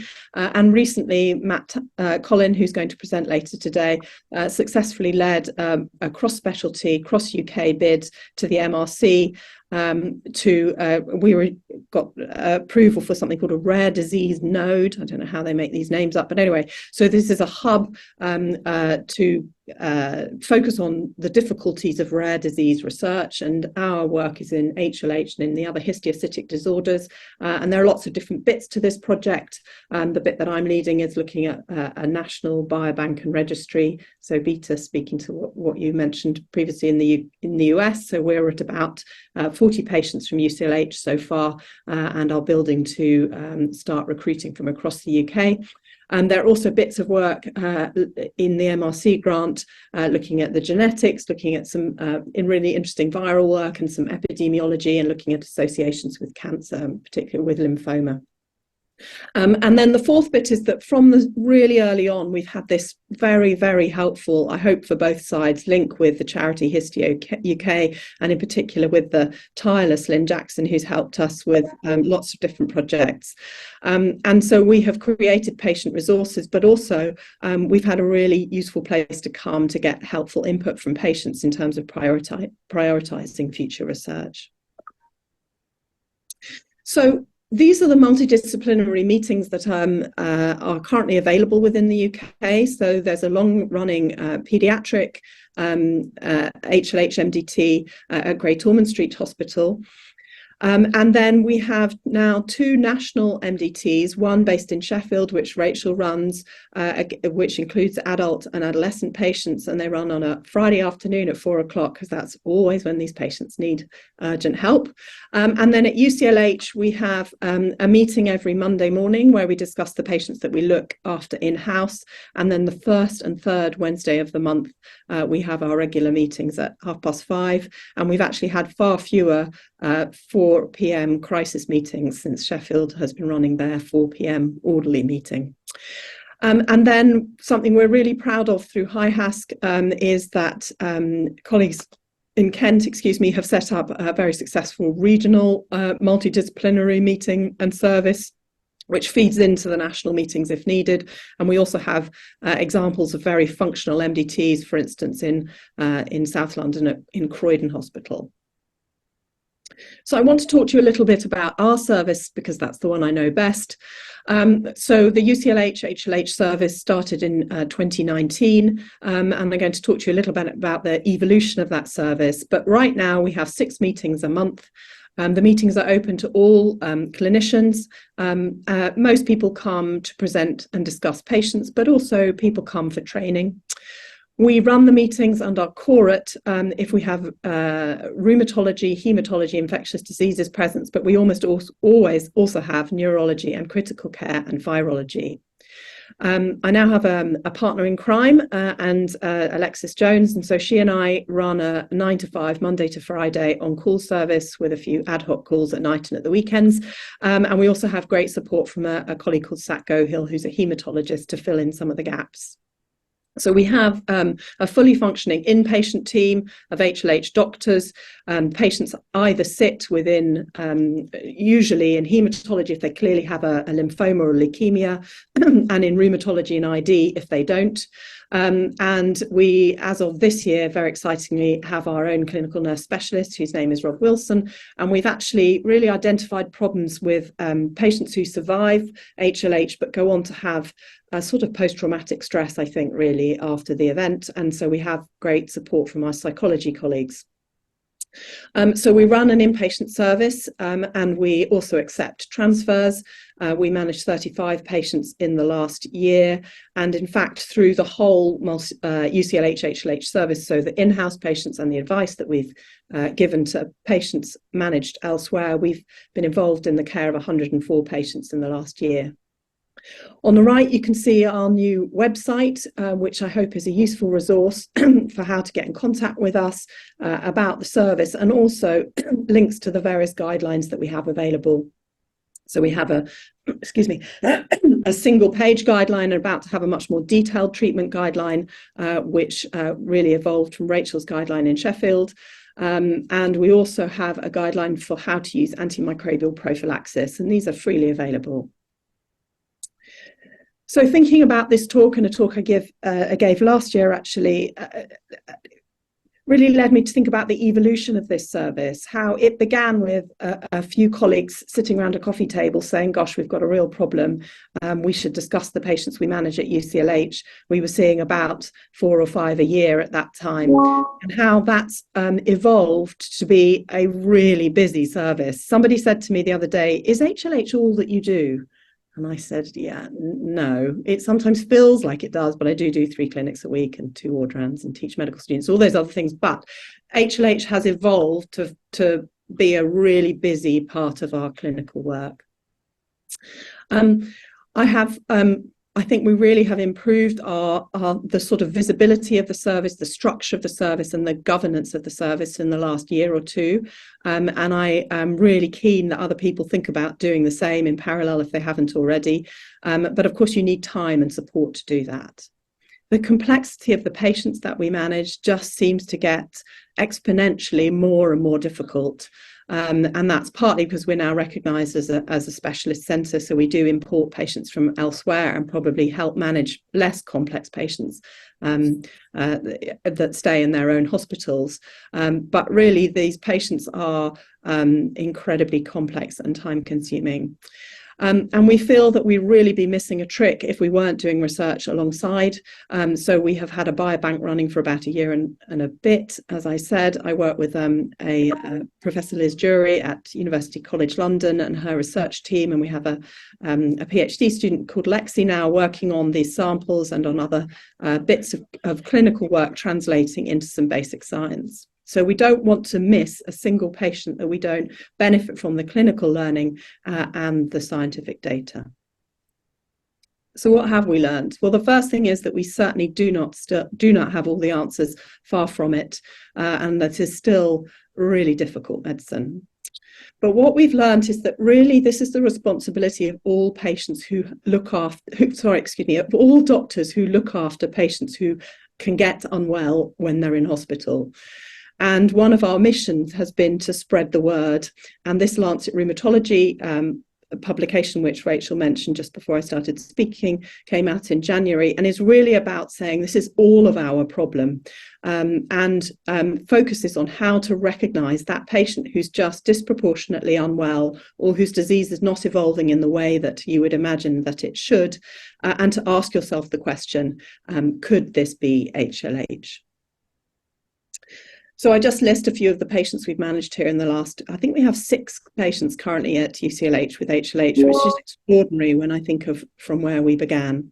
But anyway, these are some of the patients that we've looked after in the last few months. So a 27-year-old woman with fever and hypertension after a routine laparoscopy for endometriosis, a 74-year-old man who presented with neutropenia and a thymoma and fever, a 19-year-old woman with recent typhoid with unremitting fever, a 58-year-old woman who remains an absolute mystery with a 5-year history of pyrexia and unknown origin, possible/probable lymphoma on spleen biopsy, and multiple admissions with HLH.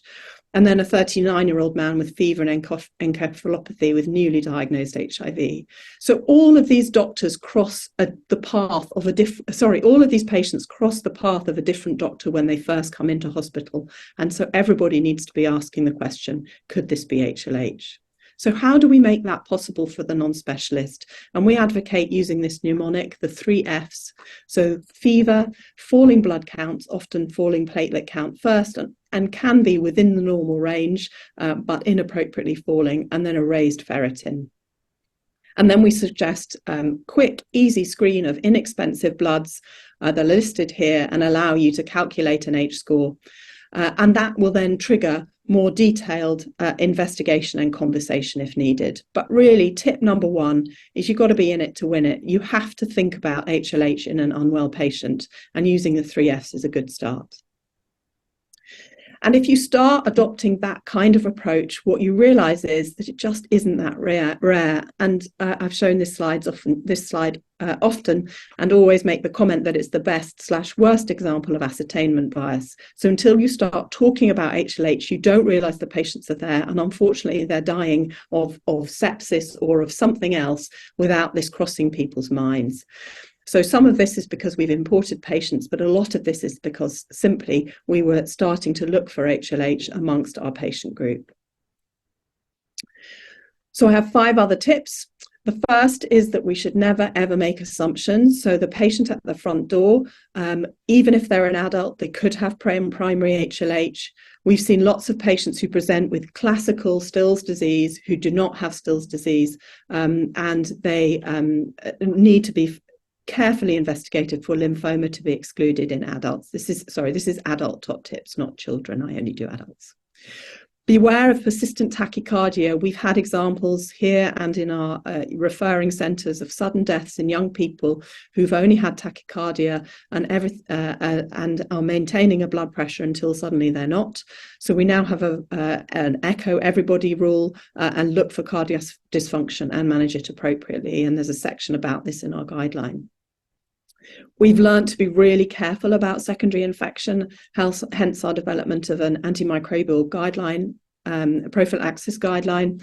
When we first started managing patients, they were definitely dying of the hyperinflammatory syndrome. And then I think they started dying of the secondary infection of the treatment. So it's really important that we get this balance as right as we can. And then the last 2 are just about lymphoma. So in adult practice in the UK, if you don't know what it is, the driver is, then it is still most likely to be lymphoma, and this has the worst outcome.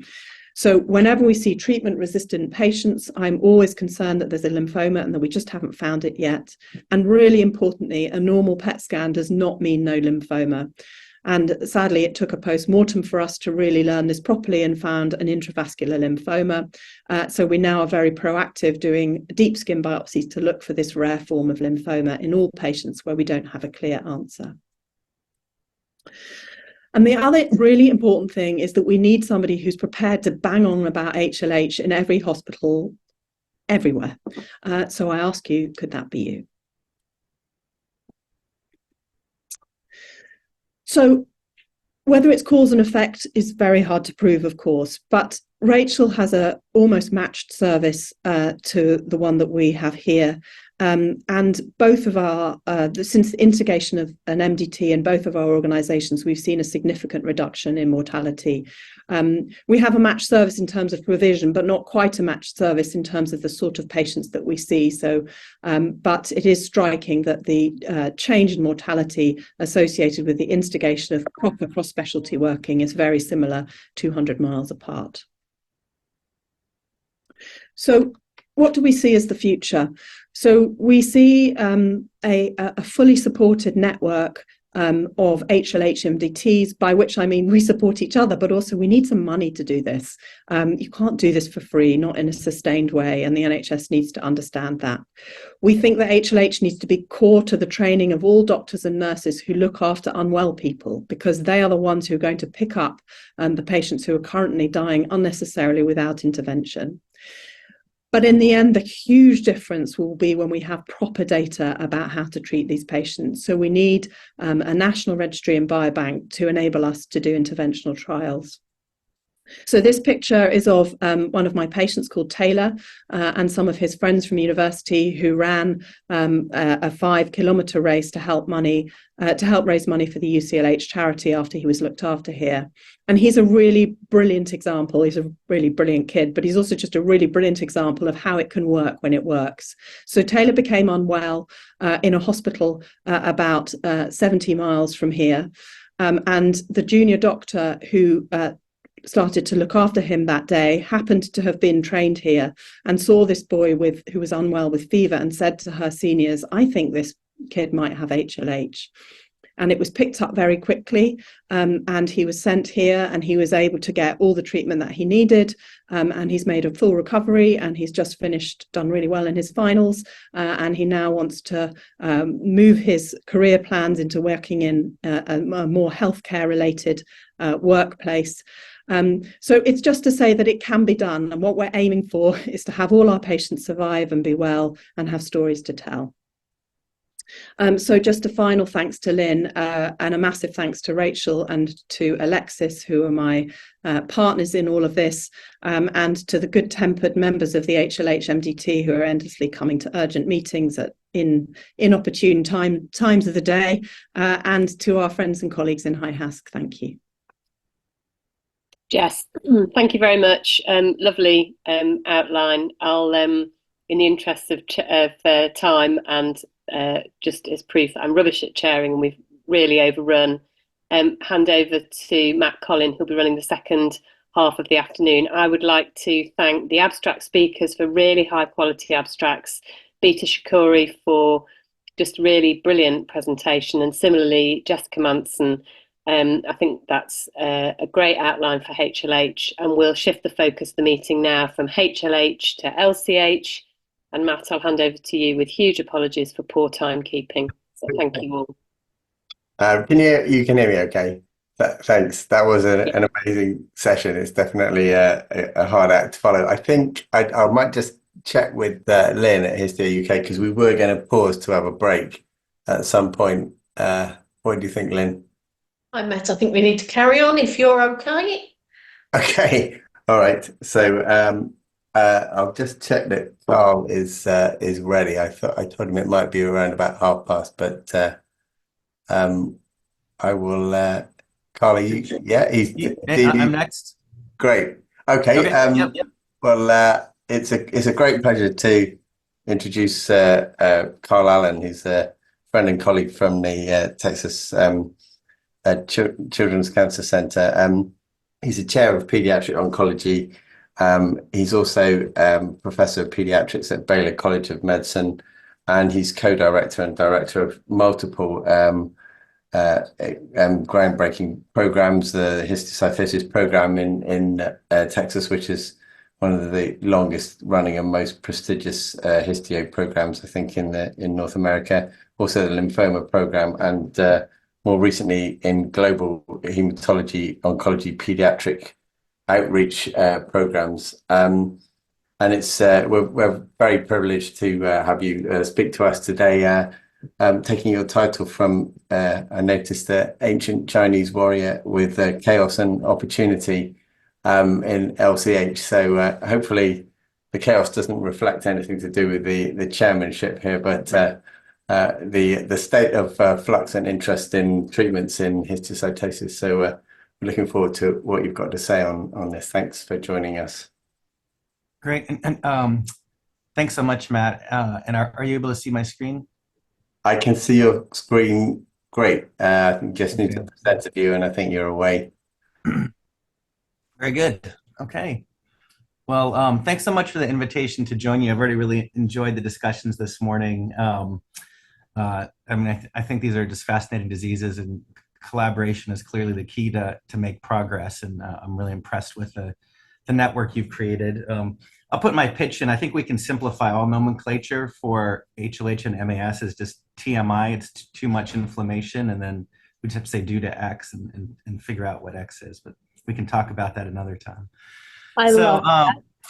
For this talk, I'm gonna talk about LCH, which ironically, I think the more we've learned about LCH, the less we're clear about how to manage our patients, and hence the title. And I feel a bit like I'm bringing coals to Newcastle here. I mean, you are all the experts leading a lot of this, and I think both Histio UK and Matt and the Great Ormond Street Group and Johannes Visser as sort of people who have catalyzed a lot of the progress in this field. So please feel free to stop, argue throughout the talk, and I look forward to the discussion. So thanks again for the invitation. So I'm just trying to get a screen out of the way. Okay, so just for some disclosures, nothing really relevant to this talk. And in the US, we always have to say this, that I'm not going to talk about any FDA approved drugs because there are none in this space for pediatrics.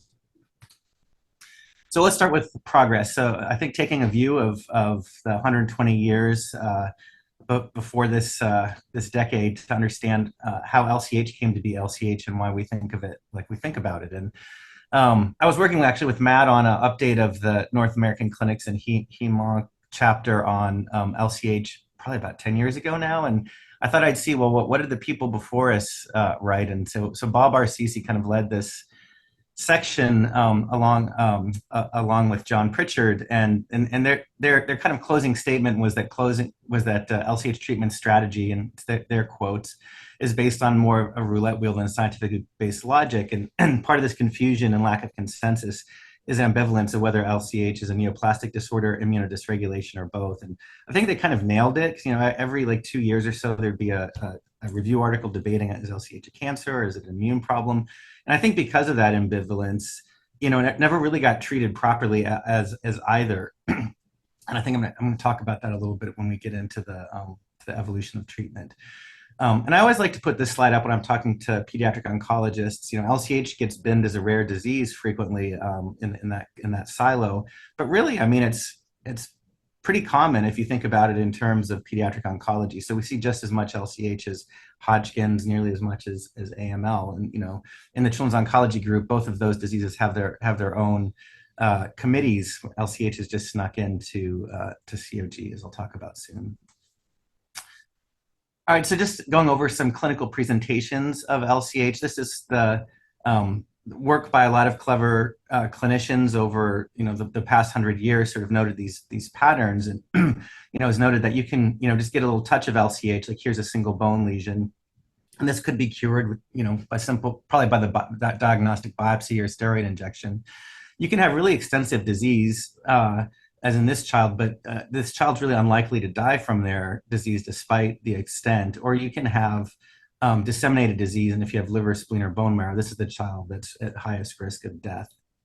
And this was really noticed in the LCH2 study. So these Kaplan-Meier curves here show the survival based on response to therapy at 6 weeks. So patients who responded did well, patients who didn't respond didn't do quite as well. But I mean, shockingly, like this huge group of patients with low risk disease, so no liver, spleen, or bone marrow, like none of them died, at least within the 8-year, I guess there's maybe 1 or 2 deaths in the 8-year time period they were followed. But we can probably guess there was a huge amount of morbidity associated with their disease. So the natural history of LCH, I can kind of summarize it in the slide. So for high risk, most patients survive. This is probably much, much higher now in the MAP kinase era. But that was based on the LCH3 data. Almost all low risk patients survive. I'd say, occasionally there'll be a pulmonary LCH that has really devastating disease, or and we'll talk about neurodegeneration quite a bit more, but their death would be much more distal than the early time period. So approximately 5 to 20% of patients will develop this neurodegenerative syndrome that I'll discuss a bit further, where initially it was thought to be a paraneoplastic problem or maybe an autoimmune issue, but either coincident with systemic disease or even up to 5 or 10 years after initial disease, there'll be this progressive neurodegeneration that develops in some patients. And then, the vast majority of patients aren't back to normal after they're done with their LCH experience, either due to complications of therapy or chronic disease, and this clearly is not acceptable. And this is a graph from a retrospective review. It's a little bit old. It's from 2008, but I think it's informative. Mila and Minka have kind of organized this to show that, whether you have high risk disease or low risk disease, we kind of do an equally bad job of controlling it as frontline. And I think this probably is due to the fact that we can salvage these patients, unlike AML, where, after first failure, you're going to go to transplant. when LCH was considered sort of a rheumatologic condition or again, not quite a cancer, the idea was you'd sort of treat the episodes or treat the, put a little lotion on the rash, and if it goes away, then kind of see what happens next. And I think this approach has led to the probably undertreating of patients frontline, although you can also interpret this that half the patients get cured with frontline therapy. Again, as I mentioned, initially, the conception of LCH has been kind of interesting. Why do we call it LCH? So, back in the early 1900s, there were these clever physicians who noted this constellation of symptoms, bone lesions with diabetes insipidus, or liver, spleen, bone marrow involvement that wasn't leukemia, and these came to be known as Hans Christian Schuler, Letter-Sewe, et cetera. And then in the 50s, pathologists started to look at these biopsies under the microscope and say, hey, they all kind of look the same, right? They all have these reniform nuclei, lots of histiocytes, inflammatory infiltrate. And Farber and then Lichtenstein kind of made the proposal, hey, these diseases probably are all the same thing. And the name histiocytosis X came from the original paper from Lichtenstein, where he said, we don't really know the cell of origin, so we'll use X as a placeholder. And then for the histology, as I mentioned, these cells have this characteristic coffee bean or reniform shape. They'll stain positive for Langerhans or CD207, CD1A. And we're starting to learn there's probably a bit more heterogeneity within these lesions than we initially thought. So if you stain for some of these markers that typically are used to classify Rosai-Dorfman disease or juvenile xanthogranuloma, there might be some variable positivity in those as well. All right, so in the 60s, with the advent of electron microscopy, things started getting put through the electron microscope, and this characteristic organelle, the Birbeck granule, was discovered in LCH lesions. And up to that time, the only other tissue that had been discovered, or kind of coincident with discovering it in LCH, it was discovered in epidermal Langerhans cells.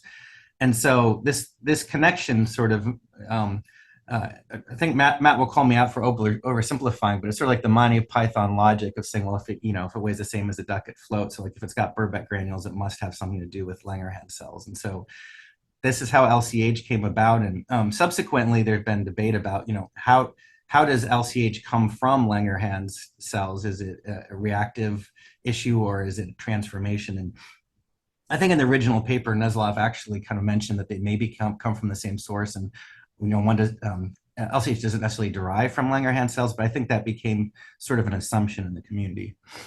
And then where do Langerhans cells come from? So Paul Langerhans was a pathology resident in Berlin in the 1800s, and the new technology of gold colloid was around. They started staining everything with gold colloid, and he found this, but about 1% of our skin is made up of these cells with dendrites, and his original paper was on the nerves of human skin. He later wrote a correction where he said that it's probably not a nerve cell, but that was the original thought. So epidermal Langerhans cells make up, as I mentioned, about 1% of our 1% of our skin. They derive from erythromyeloid precursors when tissue resident macrophages are sort of sprayed out into all the various tissues. Their job is to sort of sit there and kind of talk to the immune system about stuff that's happening in the skin. And so, understanding Langerhans cell biology could be informative for LCH.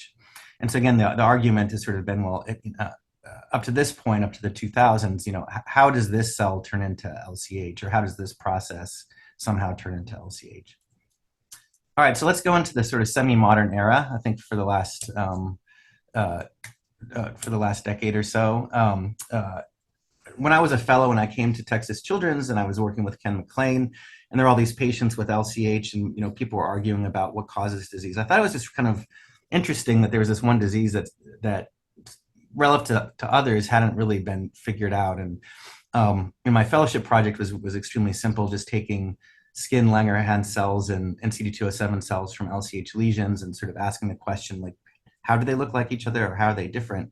And interestingly, there were quite a few genes that were different as doing basic gene expression array. And if you look at all of these, these are a lot of the sort of the AML markers, and they seem to be expressed more highly in the LCH CD207 cells in the skin, which is sort of weird, not really expected, because these are kind of markers of less differentiated cells than you would expect. And at the same time, Carolyn Hutter did a similar experiment, and where she shows here in her clustering, you can see that the Langerhans cells don't really cluster anywhere near the LCH lesion cells. And so during the same time period, Matt, Florent Ginot, and Miriam Murad, others were kind of really understanding that myeloid ontogeny is much more complex than we perhaps originally thought. That yes, you have all these cells that come from erythromyeloid precursors, including Langerhans cells, but these these Langerhans cells can be replaced by monocytes as a result of mobilization, inflammation, trauma, et cetera. And similarly, there's a whole new class of cells called dermal dendritic cells that can express Langerin that weren't really appreciated. And so kind of the complexity of homeostasis of myeloid cells, I think, informs the potential origins of LCH. Of course, the huge eureka moment came in 2010 when Barrett Rollins discovered BRAF V600E was present in about half of the LCH lesions. So he did this at Dana-Farber when the sequencing technology was sort of made it amenable to look at FFPE lesions. And he showed that even in the cases that didn't have BRAF V600E, they still expressed activated ERK or phospho-ERK. So this kind of brought a question of the role of MAP kinase activation into LCH. So taking advantage of the discovery of BRAF V600E, we had 100 LCH or blood samples from about 100 LCH patients in the freezer, and to ask the question, well, can we find BRAF V600E in the blood of these patients, seeing if we can kind of localize the origin. And interestingly, when we started to do qPCR, much like as was shown from the Italian group a little bit earlier, we would find that, in some cases we could detect peripheral blood cells that carried BRAF V600E, sometimes we couldn't. And okay, is this contamination? What's going on? And this was also at very, very low levels. So you're seeing like 0.02% of the total blood cells, for example, was sort of a typical level. But then when we sort of organized it according to clinical risk group, we found that basically in every case of high-risk LCH, and these all had BRAF V600E lesions, we could identify circulating precursor or blood cells that were positive. In the non-risk multi-system or multifocal disease, we could find it in some, and we never found it in single lesions. And we'll talk a little bit about, if this is still holding up or not, or why we might have there's some nuances that might be different from what's being shown from other groups. But I think the basic concept that you can always detect it in high-risk patients and rarely detect it, or possibly never detect it in single lesions, probably holds up. And then, Matt looked at adults with LCH and found that, yes, in fact, you get distribution of BRAF V600E across the myeloid lineages as well. And so this suggests that this isn't just a pediatric thing, but there's a hematopoietic precursor that's likely in adults as well. So working with Miriam Murad's group at Mount Sinai, prior to our discoveries in human blood, we were trying to enforce expression of BRAF V600E into CD207 positive cells in mice. And when we did that, these mice didn't really get much of a phenotype. They have a normal lifespan. They get a few lesions, but nothing that's particularly impressive.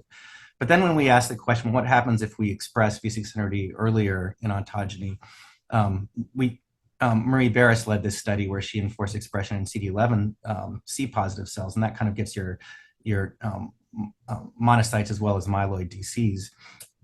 These mice develop explosive disease that looks in some ways like human high-risk LCH. They usually die at 3 or 4 months of age. And so I think this was the mechanistic proof that V600E alone can drive an LCH-like phenotype, and that the cells in which it's expressed make a difference in clinical presentation. And so this leads us to the admittedly oversimplified misguided myeloid DC hypothesis, where basically the extent of disease could be correlated with either the cell of origin or the persistence of a reservoir of potential disease. And I think in patients with high-risk disease, this is probably true. I think in patients with low-risk single lesion disease, this is probably true. I think this is probably more complicated, and we have to sort it out. Similarly, we identify, there's a phenomenon that the clinicians will recognize that in some babies, they'll get really extensive skin disease, but if they don't have any kind of systemic disease, this suggests that potentially this kind of initial spraying of epidermal Langerhans cells from the erythromyeloid precursor, which doesn't necessarily communicate with adult hematopoiesis, could be the origin. And perhaps this is why we see, this disease that kind of comes on but then disappears spontaneously and never transforms into systemic disease unless it starts off systemically. All right, so I've been talking about BRAF V600E. What does this do to the MAP kinase pathway? So normal cells will kind of have their tyrosine kinase receptors trying to figure out what's going on in the extracellular environment. If the growth factor binds here, then it turns on RAS, RAF, MEK, ERK, and then there's some cell-specific transcriptional program that results. In the case of activating mutations such as BRAF V600E, this light switch is always on, so you have unopposed signaling of the MAP kinase pathway. And the question is, okay, well, what does this mean physiologically in specific cell types?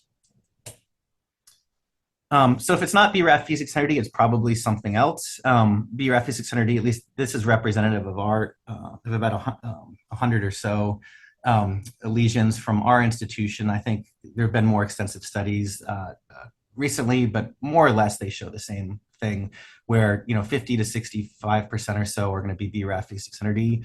You'll have alternative BRAF mutations, MAP2K1, which encodes MEK right here, is the next most common. And then you'll get some occasional tyrosine kinase receptors or things like that. I think this unknown part of the pie is rapidly disappearing. And this is pediatric. I'll say that for adults, the mutations there's more mutations in general, and they can also be associated with clonal hematopoiesis. And so you'll see a lot of those genes along with the MAP kinase activators. In children, V600E is associated with younger age. It's associated with high-risk disease, and it's associated with neurodegeneration risk. I thought I'd talk about neurodegeneration a little bit, just because I think it's really probably one of the most pressing clinical challenges that we have with LCH. So as I mentioned, 5 to 20% are going to develop MRI changes, and a percentage of those are going to develop really devastating clinical sequelae of progressive neurodegeneration. So back in 2010, kind of out of desperation, Ken McLean started treating some of the patients with LCH neurodegeneration with cytarabine, saying, well, if it's LCH, maybe there's some LCH-related process going on in the brain. Prior to that, most people had treated brain neurodegeneration with supportive care, IVIG, steroids, et cetera. You can see here's one example where this 7 or 8-year-old boy who had neurodegeneration after cytarabine, his handwriting recovered. It's still kind of boy handwriting, but much better than it was previously. And he went from having a hard time walking to finishing a 50-mile bike ride with Dr. McLean a few years after this. So one patient that Ken took care of tragically died from neurodegeneration, and this is a picture of his brain just around the time of his death. And you can see that the pons and brainstem are involved here. The cerebellum is heavily involved, where the cortex is relatively spared, and that's typical for neurodegeneration. And so when he died, his family graciously donated his whole brain for research. And when we took pieces of tissue from different parts of the brain and did BRAF qPCR, we really found this surprising correlation of BRAF V600E infiltration with sites of disease. So, for example, 12% of his brainstem had BRAF V600E positive cells, 8% of his pons, 5% of his cerebellum. So a huge part of his brain is BRAF V600E positive. And the question is, okay, what are those cells and where do they come from? At the same time, we started looking in peripheral blood from patients who developed neurodegeneration similar to that first study that I shared with you. And so what this represents in red here is patients who had a history of systemic LCH who were presumed to be cured of their disease. And in this population, we never find BRAF V600E positive cells after they're cured. However, in the group of patients who had developed LCH neurodegeneration, who had no systemic disease, we're able to see, at least in about 20% of them, we can detect peripheral BRAF V600E positive cells. And so this led us to hypothesize that there may be some hematopoietic contribution to neurodegeneration. So Jen Pekarsik was working with us on this project, and when we took the the brain of that young man that I showed you a few seconds ago, and stained for BRAF V600E, you can see that there's this kind of group of cells around the blood vessels that, if you use our biased imagination, we see that these are kind of leaving the blood vessels, or at least concentrated around the blood vessels. And these same cells have all these myeloid kind of macrophage markers.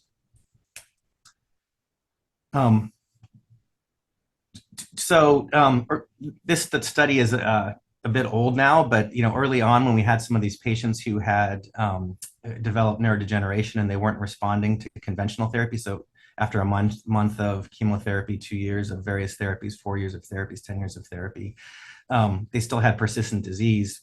We treated these patients with BRAF V600E inhibitor and saw at least partial responses in 3 of the 4. And you can see this one patient that we didn't see responses had such extensive disease that it's not clear that there's any potential for recovery. But at least I think it demonstrates, a potential for MAP kinase inhibition to help with these patients. So this is a study that's hot off the presses that I wanted to share with all of you. This is a study led by Matthias Wilk under the mentorship of Miriam Murad. And he did this, again, a very clever thing where he looked at the BRAF V600E, or mice that express BRAF V600E in very, very early stem cells. And they typically die of explosive systemic disease early on, but he did bone marrow transplant to kind of slow the kinetics of systemic disease. And what you can see here is in the BRAF V600E enforced expression in these very early hematopoietic precursor cells, you start to get infiltration of the brain with BRAF V600E cells at a much faster rate than you do in the wild type mice. And when you look where they infiltrate, it really matches this human brain concentration that I showed you a second ago, where it concentrates in the cerebellum, brainstem, et cetera. And then if you take a closer look, you can see like the choroid plexus, which is really plugged up with these BRAF V600E positive cells. And then if you look at sort of what's the origin, there's, I think an increasing number of specific monocyte macrophage cells that tend to congregate around brain blood vessels and have the potential to infiltrate the brain. And in this case, it was the CD11A positive macrophage population that was highly enriched in what we'll call the LCH mice. So when you treat these mice with navitoclax and trametinib, so I'm not really getting into the senescence story that much here, but part of the pathogenesis of LCH, we believe, is sort of induction of an oncogene-induced senescence program. And so treating with a BH3 mimetic navitoclax along with trametinib, these mice, this kind of prevents these mice from developing the mobility disorder you see here in the LCH mice. So this is like how much mice walk around their cage. And so if they have LCH, they just like to kind of sit in their corners. But if you give them navitoclax and trametinib, they kind of turn back into normal mice.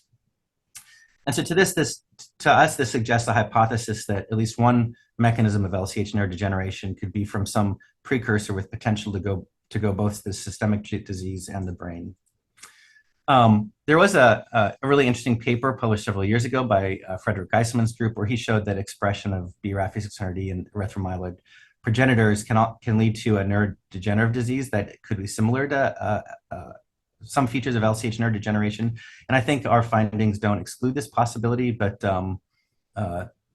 nevertheless, I thought I'd share this with you and suggest that I think, at least in a large number of human patients, hematopoietic precursors is a likely origin. All right, so that's what I know about LCH at the moment. So let's talk about chaos. And so if this is the history of LCH, what do we do with this information in order to seek rational cures? And despite all of these advances that I just shared with you, we're still using the same therapy that basically we used 30 years ago, right? LCH3 is vinblastine, prednisone, maybe with 6-MP. You can see the overall survival has increased from LCH1 to LCH2 to LCH3 over the years. But if you kind of use modern response criteria, like if you ask the question, what's event-free survival, it actually is pretty poor, right? So about, at least according to my back of the napkin math, about 40% of patients are cured with vinblastine prednisone. Certainly a much larger percentage of these are eventually cured. If you're asking the question, who's cured with vinblastine prednisone, it's a pretty low number. So LCH4 it is the study that's currently underway, and you can see it just takes so much time and effort to organize these histiocyte society studies that take about a decade. They have global penetrance, but they take about a decade to run. And so that really kind of limits how much progress we can make or how many questions we can ask at once. You can see here the global penetration of this disease. It's really amazing that the Histiocyte Society and Milan Minkoff can pull this off given the very, very limited resources.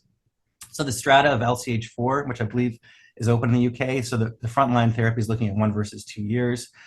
For non-risk, it's looking at vincristine and cytarabine, and there's an indomethacin versus 6-MP maintenance randomization.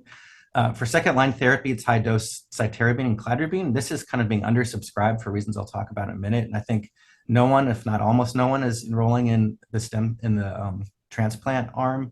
And there's an observational CNS LCH and then a general observational arm.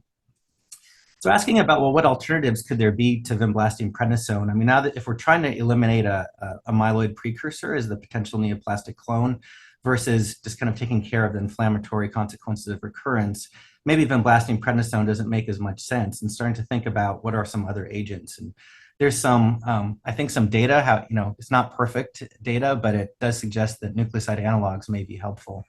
So if you look at cladribine or 2-CDA in this Histiocyte Society's salvage trial, a kind of a low dose, outpatient dose of 2-CDA, there was a high response rate, but it didn't really cure anybody, right? 3% of the patients at 6 months had been cured. However, if you give high dose, like AML doses of 2-CDA and Ara-C, it cures almost all patients that don't die from treatment-related mortality, right? So I think it has this really high response rate, but it's highly toxic and maybe a bit more than is necessary for LCH. And then I think there's some emerging reports from our group and others looking at sort of some Goldilocks intermediate doses of cytarabine or clofarabine that may have high response rates, can be given outpatient, and are relatively safe. So we're currently conducting a randomized frontline trial looking at vinblastine prednisone versus cytarabine. This is sort of based on a pilot series where we showed reasonable responses to frontline cytarabine. And again, Ken had been using the cytarabine in neurodegeneration patients. So we need about 120 patients to detect a 20% difference in 1-year PFS. We're about 60 patients into it, so we have a ways to go. So stay tuned for some of those results. And Olive Eckstein is leading that study. She's one of my colleagues here.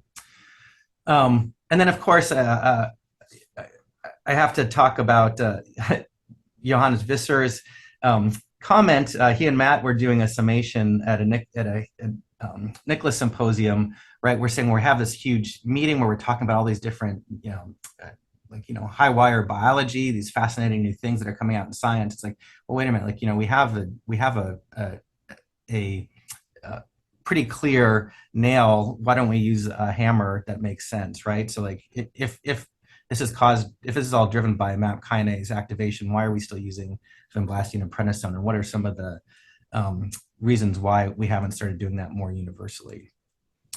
So it's always easier to start things with adults than it is in pediatrics, and I think there's a pretty clear indication that MAP kinase indication has very, very high efficacy in this patient group. So in the Memorial Sloan Kettering basket trials, initially it looked like it wasn't that great. Like the overall response rate was 43% in the first series, and then the second series it was 61%. But this is using kind of standard lymphoma RECIST criteria or solid tumor RECIST criteria. When you look at metabolic responses, there's 100% response. And similarly, the French did some retrospective and observational series, and Julien Haroche, I think, did a very clever natural experiment where patients who had achieved complete responses at 2 years, after at least 2 years, he stopped therapy. And interestingly, 75% of those patients redeveloped disease within 6 months. So I think this kind of tells the story that we know now that there's almost universal responses, but these aren't durable responses. So Eli asked the question, Eli Diamond at MSK, well, what if we just give everyone a MEK inhibitor? Because BRAF V600E inhibitors only work if you have RAF or North on the MAP kinase pathway. Just give everyone MEK inhibitors and kind of figure out the mutations later. And he found very, very high response rates. And this was in kind of all-comer histiocytosis, so a lot of different histologies. And this has led to FDA approval of cobimetinib for adults. And then Jean Donadieu organized an international observational study, again, a huge effort, and showed that in this group of patients, most of which were these high-risk babies that had the 85 to 95% survival, you're now achieving almost 100% survival. And similar to Julian, he showed that when you stop therapy, there's almost a universal reactivation. So some efforts that we're conducting in North America right now to try to build on some of these observations. It's very challenging because these data are so clear, but then it's hard to progress without a platform of kind of conventional prospective trials, such that we can get approvals and ask the next questions. And so we have Nacho Kobe open, where we're looking at pediatric LCH, LCH neurodegeneration, pediatric non-LCH, and adult histiocytosis, where everyone gets cobimetinib. We've currently enrolled 25. We're aiming to get about 90 patients. This is open at 11 sites through the Nacho network. So just open as of a couple months ago, and the Children's Oncology Group, which includes over 200 sites, is testing tovorafenib, which is a second-generation RAF inhibitor. It's basically the exact same protocol, but with tovorafenib. We give therapy for a year, then stop, and kind of see what the kinetics of relapse are. So what do we do to improve on these outcomes? So, the question is, do we just give everyone MAP kinase inhibitors forever? I think we've accomplished a huge part of the mission, which is, no patient should die from histiocytosis is your motto. I think we've nearly accomplished that, but the question then is like, well, how are they surviving? And I think maybe it's time for a mission update to say we really need an optimal cure for every patient, not just to not die. I think the answer to that is that they figure out kind of a personalized approach for, figuring out what's causing an LCH in each patient and then trying to find the right therapy. So I think our remaining challenges are, the current chemotherapy is insufficiently effective. So can we still, get a little bit more out of chemotherapy in these patients with a higher dose, or finding the right agent? Our MAP kinase is effective but not durable. It doesn't seem to work as well for CNS disease as well. The long-term consequences of being on inhibitors not known. Some of these patients in the US have been on for 8 or 9 years.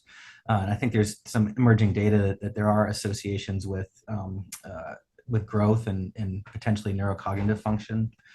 Individual risk factors haven't been defined. And I think the tumor biology, while we understand the broad strokes, there's still some details that have to be sorted out. So I think now we're entering the zone of opportunity. And Matt, I hope I'm not going too far over. I'll try to keep talking fast here. I'm getting good. I think if you could sort of wrap up by the hour, by that it's 4 o'clock. Yeah, perfect. Yep, perfect. That would be fantastic. Thank you. I'm on pace for that, so no problem. Go. All right. So I think there's some biology that's really interesting to that's emerging again that we don't quite understand. So I talked about the LCH is caused by MAP kinase activation and myeloid cells. Well, how do they get where they're going? Why do they go to the tissues they go to? How do they recruit the inflammatory, infiltrate, et cetera? I think the composition and function of all the stuff that's going on in these lesions isn't really known, but with the single cell and stuff, I'm sure this will all be sorted out very soon by Matt's group and others. Some other biology that's been discovered recently is that these cells, as I mentioned, really express high levels of apoptosis inhibition protein, so that they have a senescent phenotype where the cells kind of hunker down to try to avoid being killed by stress. And so if you give MAP kinase inhibitors, this sort of disinhibits some of the resistance to cell death. So can we take advantage of that by treating with MAP kinase inhibitors plus chemotherapy, or even using more direct BCL-XL inhibitors, for example, to overcome the senescence? And then as far as the inflammatory infiltrate, I think the role of checkpoint inhibitors is of theoretical interest. I don't think that CD8 T cells are trying to kill the Langerhans cells, but I think probably the Langerhans cells are inappropriately activating the T cells. And there's some preclinical data to suggest that checkpoint inhibitors may have some function. All right, so I think there's also predicting risk and tracking responses. And I think Elena showed really nice data from the European group that what we call first blood, the diagnostic, pre-therapy diagnostic blood. If you can detect BRAF V600E, this puts you in a much higher risk group for all kinds of bad things, in treatment failure as well as neurodegeneration. And then the question of how do we follow these things, whether you use digital droplet or whether you cell-free, et cetera, I think is being sorted out, has been shown. But clearly getting rid of disease can be tracked in the blood in some fashion or the other. I think an early observation that Caroline Hutter published that we all kind of see now, and it's a bit of a cautionary tale, is like, here's a case of a patient treated with MAP kinase inhibitor. So she's using disease activity score here. So this patient was super sick. You give MAP kinase inhibitor, their disease gets much better, but then their V600E actually paradoxically increases. And, I think we probably more common, we see sort of a persistence of the BRAF V600E, but it's not going away, right? So I think the role of the BRAF V600E reservoir is something that's important for us to follow. And then there's also an issue of inherited risk. Maybe you don't see this as much in the UK, but we sort of have the sense that a huge percentage of our patients in Houston are Hispanic. And looking at SEER data, there's actually about a 3 or 4-fold increased risk in patients of Amerindian descent, and it's not really clear why. And we almost never see Africans or African Americans. And so, is there some sort of protective or lack of protection for the risk of developing BRAF V600E or LCH? Based on germline risk factors, and this is something that Aaron Peck and Gregory looked at and found sort of SMAD6 variant that's the SMAD6 variant that's enriched in Hispanic patients carried a 3 or 4-fold increased risk of developing LCH. And similarly, I know the European group found increased risk of developing ECD and SETBP1, and that's more kind of associated with classic clonal hematopoiesis. And I think there's probably a story where LCH is a disease of in kids of accidents of hematopoietic system development, and in adults of hematopoietic system deterioration. That's of course speculation, but we'll sort it out. And then, as I mentioned previously, in adults, LCH and LCH predisposition and genetics are much more complicated, arising as part of clonal hematopoiesis. And I think this probably accounts for a lot of the coincident LCH with other hematopoietic malignancies that's been recently reported. So the question is, well, what to do next, right? So we're kind of establishing a baseline with COBE where we treat patients for 12 months and then we stop and we observe, and we're trying to see the kinetics of failure. We don't want to do this too much if every patient fails, but then what do you do to prevent that failure? Or I think we have a second chance to treat some of these patients. And I think the question of, how do we take all of these different potential mechanisms, each of which has, a dozen or so agents, and try to prioritize them. I'm sorry, and I put this here because I think, as far as like the Wild West, I think people are just pulling stuff off the shelf. The kinetics of discovery are far outpacing the kinetics of clinical agent development. And so it's almost becoming difficult to study LCH in the US because, people are just pulling MAP kinase inhibitors off the shelf and using them. And so we're trying to make an effort to encourage people to put patients on studies so we can follow them properly. So as I mentioned, what's next? We can do chemotherapy, be it through medics, checkpoint inhibitors. I think there's some evidence for CD47 blockade. There's a whole bunch of things that we can probably target the LCH lesion reservoir with now. Some chemotherapy possibilities. So clofarabine seems to be a reasonable drug, and we've got a paper under review where we show, with 58 patients, we get a response rates that actually aren't that different than MAP kinase inhibition, and we get durable responses in some of these patients. So I think clofarabine is a reasonable drug. It's not as well tolerated in adults and doesn't work as well for neurodegeneration. Using combination therapy, I think could make a lot of sense. And we have a 10-patient series here where we show it's reasonably well tolerated and we get responses in the vast majority of patients, so 90% overall response rate in patients treated with a median of 5 prior therapies. And then there's this publication by Rasiv and colleagues where they used vemurafenib with cladribine and cytarabine in a cohort. And of course, it's hard to tell what the relative addition of vemurafenib combination is until we start getting randomized studies, but at least it seemed to be well tolerated in this patient cohort. And then Jim Whitlock recently published some phase 1/2 data using dabrafenib or dabrafenib and trametinib, and it looks like the combination of MAP kinase and BRAF didn't really add much in this group. But again, they used RECIST criteria. It's a small group, huge confidence intervals, but I think it's at least not a home run for combination therapy in that setting. I think a really important thing now that our patients are surviving and we can say, well, we can try vinblastine prednisone, we can try clofarabine, or you can be on BRAF inhibitor for life. Asking the patients their experience and trying to understand, pharmacoeconomics, patient-reported outcomes, all these things are becoming increasingly important for our field. Eli Diamond led an effort to, I think, pioneer PROs for some of these patients. And then Andy Pearson, along with Gilles Vassal, was leading this Accelerate platform. We're looking sort of across different MAP kinase diseases. So what can we learn from low-grade gliomas, et cetera? And the conclusions of this international forum, including pharma, patient advocates, et cetera, was that the breadth and depth of MAP kinase responses need to be improved. We need better inhibitors with CNS penetration. Combination strategies need to be used to improve responses. We need to understand the tumor biology. Basically, we need to collaborate with each other to find better outcomes and ask the patients what they think. And just very quickly, it's kind of looking at, an alternative to how we organize ourselves. This model of having a study every 10 years isn't really working. That's been supported by some of these other strategies, but this hasn't really been sufficient. And so we can really, take a whole population, and this is what we've done, and say, okay, well, can we improve the responses sort of these groups? But as we get down to the individual level, how do we design studies to figure out which individuals benefit from each drug? And so I think some, series of us working in parallel with each other to say, like, let's do these 20 patient series to get an idea of what works, use harmonized endpoints, and then compare studies. So working in series, in parallel rather than series, I think makes a lot of sense. And then for each patient, once they fail one drug, can they go on to the next, go on to the next, go on to the next, so we can have these curated cohorts. And then ultimately, we'll want to then come around to our regional international phase 3 trials. So I think, it's an honor to be able to share these ideas with you. I think I agree no one should die of histiocytosis, and I think at least for LCH, we're pretty much there. So the question is, how do we live better? And that's what I look forward to working with all of you on over the next decade. So this is just sort of an acknowledgement to the Nicholas Symposia and the importance of eating, drinking, and arguing until we find cures. And then collaborators, including, I've really appreciated a long collaboration with Matt and Paul. Thank you. Great. Thank you so much, Carl, especially for taking a valuable chunk out of your morning over there in Houston.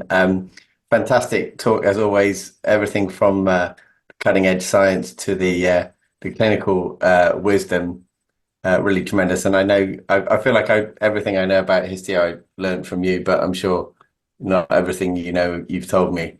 That was a small fraction of your overall knowledge. So I'll see if I can work the question and answer to see if there's any. I don't see any open questions here. People will probably illegally try and use the chat. Yeah, okay.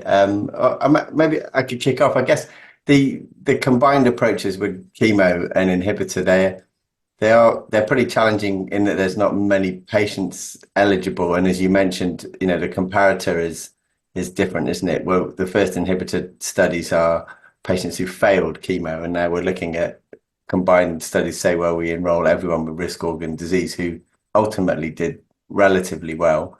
And then the other challenge is that there are new drugs coming. So almost as soon as we experiment on one thing, that drug has fallen out of favor. Certainly that's happened in the UK with vemurafenib and cobimetinib we can't get. So we're trying to get access to newer drugs for which there's even less evidence because they're newer drugs.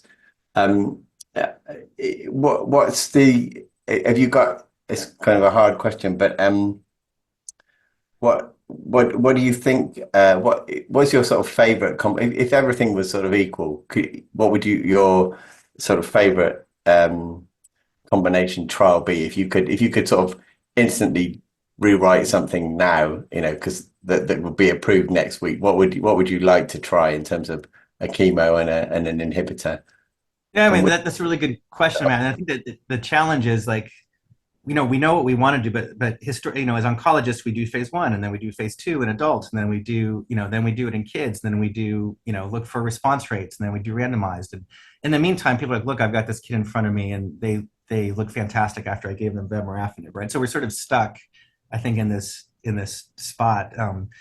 I think the most effective thing would be if we could wrap up LCH4, get that sorted out, and then do some randomization of conventional upfront chemotherapy with chemotherapy plus inhibitor to see if we do in fact get more durable responses by the combination. I think that would take a while, and it would take, but you'd have sort of a bit of more of a pristine population if you did frontline and did a proper randomization. Yeah. If we could just kind of hurry up and do that, I think that would answer the question of if combination is helpful. Yeah. Okay. Great. I've got some real questions coming in. So one from Mark Bishton, who looks after histocytic neoplasms and HLH patients, but he asked an interesting question about, can you comment on how and why smoking is a risk factor for a disease that's driven by BRAF mutation? And interesting thought, could maternal smoking, is there any association between that and pediatric LCH? I'm not aware of an association between maternal smoking and pediatric, at least there's no modern epidemiology supporting that. But as far as smoking, I mean, I think, Matt, you probably are better able to answer this than I am, but I think you're probably recruiting these, myeloid DCs or monocytes to the lung when you have chronic smoking, and you kind of increase the chance of a somatic mutation event in those cells. And I know that some of the early papers suggested that there wasn't clonality in lungs, but I think it's pretty clear now that there is clonality. At least there's maybe there's evidence of both, but like why some patients would have multiple clones that turn into LCH versus a single clone, I think it doesn't make a huge amount of sense to me. But yeah, I mean, I think it's probably just making some angry myeloid cells in the lung that give them more chance of developing the somatic mutation if it's truly isolated lung disease. And I think there's also lots of adults who develop lung disease who have occult systemic LCH, and then I think in those cases it would make sense that their hematopoietic cells would make their way to the lung if you're a smoker. What's your take on it, Matt? I mean, yeah, nothing to add much to that. I mean, I think it's one of the signs that there might be a second hit or local inflammation might be required to make the favorable milieu for the clone to develop. So I'm always struck by the fact that it occurs around the teeth in adults as well. And you pointed out a long time ago the diaper rash pattern in the skin. So it suggests that a local event cooperates with a clone that might otherwise not get a hold in the tissue or something. I don't know. Yeah, and like maybe a similar story like in pediatrics. It's the story is always, oh, my kid bumped his head, fell down the stairs and hit his head. Like there's always the story of got a head injury here and then got LCH, and we always blow it off to like pathologic fractures happen where there's weakness. But I almost wonder if maybe with single skull lesions, for example, maybe local trauma could predispose to developing. Cool. And then I've got another question. So can you see the Q&A? To read it. I can only see the panelists Q&A. Oh, okay. So this is from Joe West, who led one of the great epidemiological studies recently using NHS Digital. And he's asking that he found that survival was very poor in adult LCH. I should say, Joe, that Carl's a pediatric oncologist, although he gets dragged into seeing some adults as well, I think. But and Joe thinks it's partly down to diagnostic difficulty across multiple medical specialties where these adult patients present. There's also poorer survival among more deprived, possibly linked to smoking, but probably other factors too. And he's saying, is this not still a big challenge? And what plans do you have to solve it? Yeah, I mean, well, we have an adult clinic, but like to come to our clinic, you have to have been considered to have histiocytosis. But I'd say that the adults that come to us, some of them have been out in the world for 10, 15 years without a diagnosis. And I think a lot of it, I think LCH is pretty easy to diagnose because it's so characteristic, but patients who maybe have ECD, histiocyte, Rosai Dorfman, et cetera, those biopsies can be kind of non-specific. So like if you're not staining for VE1, or if you're not looking for MAP kinase associated mutations, you could think they have sarcoidosis or chronic inflammation or emphysema.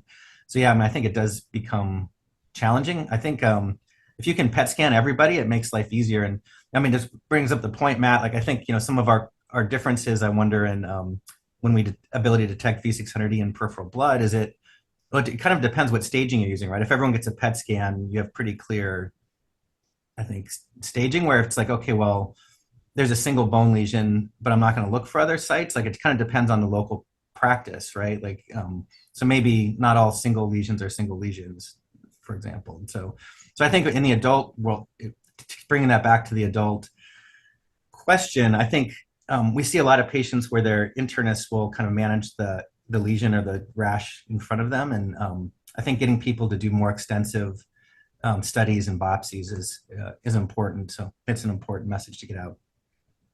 Great. Okay. I think, Joe, I think my answer is I try and do what the pediatricians do and get well organized so that there's less chaos and more opportunity to diagnose. Anyway, fantastic. Thanks very much, Carl. I'm just going to ask Lynn quickly if there are any patients who submitted questions. I don't think there are. We do not have any patient questions for you, Matt. So I think it'll just be my shortest presentation, which I will truncate a little bit in the interest of time, and then we'll just wrap it up. So I can hopefully share my screen here. Does everybody see that? Does that look okay? Yep, good to go, Matt. Okay, great. So I'm going to just give a few thoughts on the care of patients with histiocytic neoplasms in the UK. I'm mostly going to talk about LCH, and this isn't going to be really science. It's going to be a sort of overview of the services and some of the practical difficulties that we have, and some of the solutions that we've arrived at. And okay, so this is the outline, mostly LCH. I'm going to talk a little bit about the histiocytosis advisory panel and how that's evolved. A little bit about the molecular diagnosis pathway that we now have. I'm going to mention the LCH4 biology study, which was a protocol of sample collection connected with LCH4 that's now closed, and has contributed to some of the data that we saw earlier from Elena. And then this question that Carl's already touched on about what to do with high-risk patients. Connected to that is access to drugs, and then the future of some basic research in this country. So you'll be aware that pediatric oncology is very well organised. There are a number of principal treatment centres that cover most of the populations, and they have affiliated centres, peripheral centres that liaise by a hub and spoke mechanism. And I think 10 years ago or so, we had very patchy services for adults with histiocytosis, but by a sort of really nice evolution of a network of friends and colleagues, we now have sort of reasonable coverage of most of the UK. And the backbone of this seems to be a kind of M1 corridor from Edinburgh, Newcastle. Obviously, myself, Tal Munir in Leeds has been an amazing authority and voice of experience for us. There's doctors in Sheffield, Mark Bishton in Nottingham. Chris Bowles is a little bit east of the M1, but looks after many patients in Norwich. Then we have Sat Gohil, I think, was one of the first clinicians to be appointed with histiocytosis actually in his job description. Also supported by Chris McNamara, who's had a practice for a while, and Belen Sevillano at St George's recently expressed an interest. So London is looking up a bit. Then out west, there's Nick Chavdu in Bristol, Murali Kesavan in Oxford, and Steve in Cardiff also see patients. There's a collection of physicians in the Midlands as well that have some patients, Samir Kulkarni at the Christie also. So we do almost have the country covered, and this is just thanks to people's putting in extra hours and doing work that probably isn't on their job descriptions to kind of keep these services going. So I think that's kind of good news. Now the histiocytosis advisory panel, this grew from it's a pediatric advisory panel initially that I looked back at. It was set up in 2013. So we had our 10-year anniversary last year, which we didn't realise.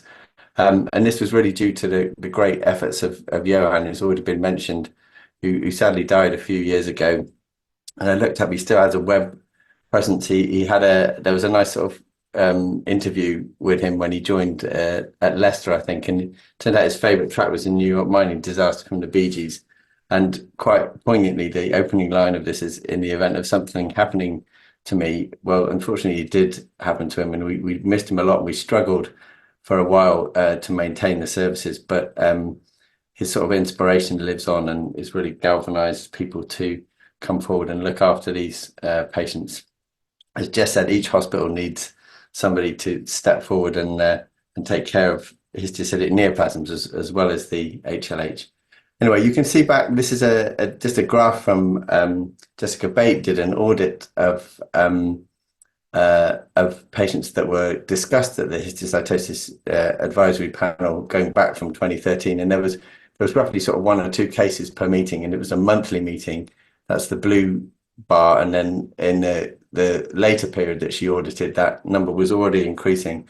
And Trung, who's now our chair from recently moved to Great Ormond Street, did a great poster at the Histiocyte Society auditing this caseload, and you can see the cases per meeting have steadily increased from just under 2 per meeting to 5, 6. I think we had 9 at the last meeting last Friday, and the caseload per year is up to 130 or so. Obviously, a cumulative caseload increasing and increasing, and it's nice to be able to look at this is again from the work of Joe West and others in Nottingham, looking at a really good population incidence of LCH, and you can see that we'd expect probably, I've included all histios here, so it's roughly 2/3 LCH and 1/3 others, so about 200 cases per year. We're probably discussing around 3/4 of those cases reach the histiocytosis advisory panel. So sort of circumstantial evidence that we've got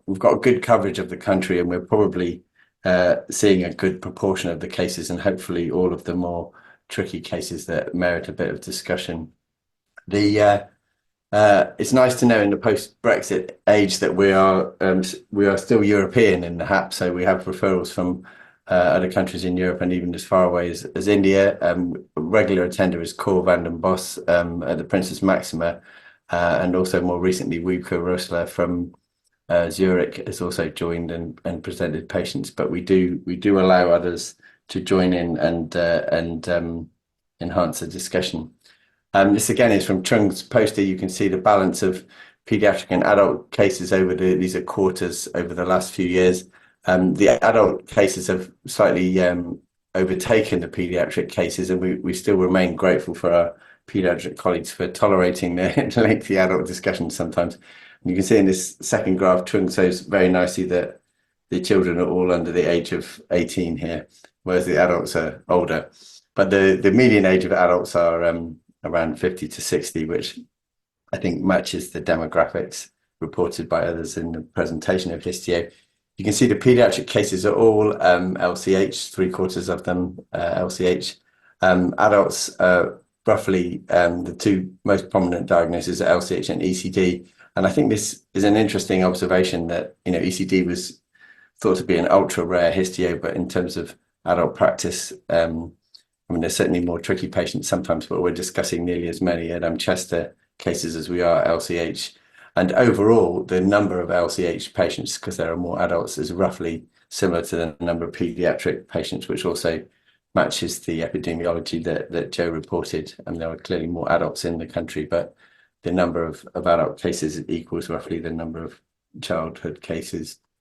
So we're very keen. We always recommend that people pursue molecular diagnosis, and there's now quite a well-established workflow for at least for the lesions where a ddPCR gets done for BRAF V600E, which accounts for more than half the cases. Is a quick assay to do and is very sensitive, which is essential when the proportion of malignant cells is as low as it is in some biopsies. So the current assay is sensitive to 0.1%.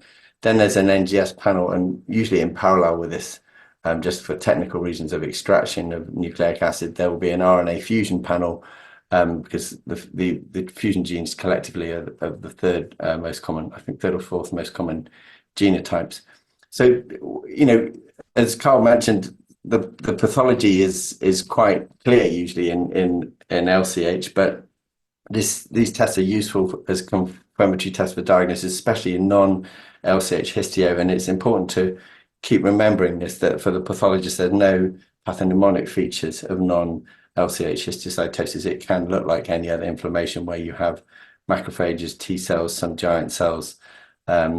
So it can be tricky. So the molecular is always good for that. Every week we see a pediatric biopsy where there's been a slight delay from the initial presentation and it looks like non-LCH, and we think this is a sort of evolution of the lesion where the characteristic LCH cells fade away, but in that case it's also useful to be able to see molecular. And increasingly, hopefully when we gain access to the targeted drugs, it's essential to have the molecular genotype before you can deliver targeted therapy. Just to let you know that you can Google the National Genomic Test Directory. You can look down this. You get this Excel spreadsheet you can download, then you can just search through and you will find the M117 panel here is for histiocytosis, and there are the various tests that are available, including the ddPCR. So it should be fully functioning through your local GLH.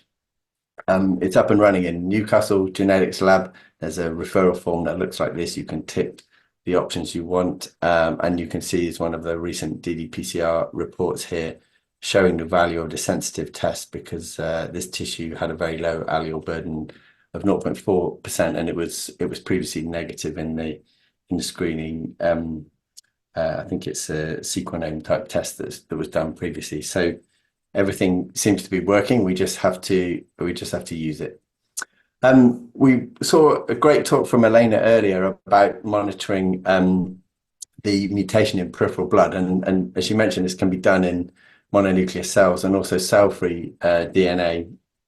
And this seminal finding of Carl's group, that the number of alleles that you detect in the blood associates with the risk status of the patient. So single system patients tend to have little or no mutations, and then multi-system patients you can detect mutation in the blood, particularly in the risk organ positive patients. So this is a test that you can also send. You can send peripheral blood at diagnosis, or even when you're suspecting the diagnosis, as I'll show in a sec. I think this is going to be useful. So to achieve the diagnosis quickly, this correlation with risk status, and increasingly we're having to still figure this out. It might help us to monitor response to treatment and assessing the risk of relapse. That's a summary of LCH4. Just to say that we went through collecting blood at diagnosis in patients that were enrolled to LCH4 over the last 7 to 10 years or so, to try and evaluate some of these things. This is the sample collection. So of around 200 recruited to the study, we managed to collect about half of them to the biology study. And I'm just going to show a few results relating to the presence of BRAF mutation at diagnosis in these patients to show you how it might be useful in the future. We recently put these results of the biology study together with other members of the ECHO consortium, and you've heard Elena present the Italian sort of slant on this collaboration. So some of the pictures are going to look similar. And this is one of the points that I think is a take home, is that we were surprised when we did sort of systematic testing of the blood at diagnosis that there was quite a high proportion of BRAF lesions were detectable in blood. So if I start at the right hand side, you can see risk organ positive multisystem LCH. Nearly every patient has circulating alleles in the blood. So if you have a sick child and you're suspecting multisystem LCH and you're worried about the risk, this test can be done in a few days and can give you the diagnosis even before you do any scans or biopsies. And surprisingly, even the single system unifocal disease, about half the patients who turned out to have a BRAF positive lesion did have some detectable alleles circulating in the blood. This is a little more than was previously reported, but I think it's just because we've done this systematically on a fresh sample using a sensitive assay. And as I'll show in a sec, it turns out that the cell-free DNA is more sensitive for this. So we still see this association between the level of BRAF mutation and the risk status of the patient. This is all the samples from the LCH biology study. So this is a log scale as well. So it's quite a significant increase in risk organ positive multisystem. But several people have pointed out that we don't need this to stage the patient. This is still done by clinical means, so it doesn't necessarily add to the staging, but it can be, a quick and useful corroborating test to do. And as I've said, if the diagnosis is in doubt, you can get a really good leverage on the diagnosis by finding BRAF mutation. It's already been mentioned that there are two sources of DNA, the cell-free and PBMC associated DNA. At diagnosis, the cell-free DNA is more often positive than the PBMC in our hands, and you can see this relationship is shifted up the cell-free axis. So we detect roughly 10 times as many mutated alleles in the cell-free DNA. And Elena showed this graph earlier that the cell-free tends to have a higher allele burden than the cellular DNA. This is kind of good for a routine NHS lab because it's much easier for them to handle a cell-free sample. They just spin the cells down, take the plasma or serum, and put that into a DNA extraction column. It's much more labor intensive to prepare PBMC. And in fact, the genetics lab in Newcastle, when they set this up, they basically couldn't handle this. So we went for cell-free. And so the good thing is that it seems that it's actually more sensitive at diagnosis. This may not be true as you treat patients and go on with monitoring, but at least at this point of diagnosis, it should be a good test to use. And as Elena mentioned, we're in the process with the ECHO consortium of trying to figure out exactly what tests we should do and what these mean for the prognostic aspects. But just to show you a few hints, this is single system BRAF positive lesions. If there is BRAF detectable in the blood at diagnosis, there's an inferior progression-free survival of this cohort. And this is mostly driven by the lower graph here. These are the multifocal single system patients with multiple bone lesions. So it possibly has something to do with the actual burden of lesional tissue. So there's a greater reactivation risk in patients with those that stage of disease who've got positive alleles in the blood. But you still see a trend in the single system patients. And then risk organ negative but multi-system patients, there's quite a big effect in terms of presence of mutated alleles in the blood. Most of these patients relapse. The problem here is that the comparator is quite a small group, so you don't see a significant p-value. But if you also add in the patients who don't have BRAF mutation, who have other mutations, they tend not to relapse. So again, just broadly speaking, this group, if there's BRAF detectable at diagnosis, they probably have a higher risk of progression. And then the risk organ positive multi-system patients, nearly all of them have BRAF. So nearly all of them will have detectable DNA at diagnosis. And there is a high rate of progression of these patients. So they're all still starting with vinblastine and prednisolone. And we think there may be a correlation between the level of BRAF alleles and the risk of progression here, but we need further work to confirm this. And the problem is that this subgroup is still a very small group, even when we put all the patients together from several countries in Europe. Okay, but I think the summary is that we have a 50 to 100% pickup rate of the mutation just by checking the blood at diagnosis. So this can help with early diagnosis, I think. So I would encourage you to send blood on your patients who suspect of LCH to the genetics lab. And then these things that I've shown, people with known BRAF mutation, there's this that looks like their association with shorter event-free survival. We need to do a bit more work to firm this up. We've also looked, I'm not going to show it, that the rate at which whether there's a decline in the allele burden at 6 weeks of treatment and whether that correlates with better outcome. And so far, we didn't find that. So it's not like an ALL situation where a rapid clearance of disease cells correlates with a better outcome. We can't show that with LCH. It seems to be the kinetic of the disease is much slower than our other hematological neoplasms. So just a little bit of comment on what we do with high-risk patients. So we have this debate every meeting, essentially, whether to push on with intensive chemotherapy, which has obvious toxicities, conventional toxicities, but it's proven to deliver long-term treatment-free survival in the preceding LCH international studies, or whether to bail and to try and get access to BRAF or MEK inhibitors, which are clearly well tolerated, at least in the short term. They do have some multiple sort of idiosyncratic side effects, but very few of these patients achieve treatment-free survival. It's already been mentioned. So this shows, these graphs show patients, high-risk patients being treated with conventional chemotherapy. The top graphs are the disease activity score, and you can see over a number of months the disease gradually resolving and the patients returning to health in association with a loss of mutation from the peripheral blood. But complete clearance can take several months or a year or so.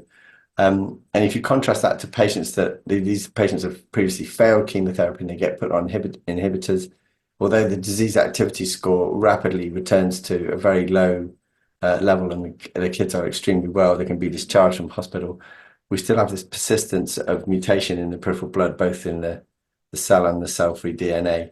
And the experience, as has already been mentioned, is if you stop the inhibitors even for a week or two, you see a rapid recurrence of the symptoms. So it seems that although these drugs are potentially life-saving, they're also kind of life-changing in that you have to stay on them, and there's no clear exit strategy once you've started these treatments.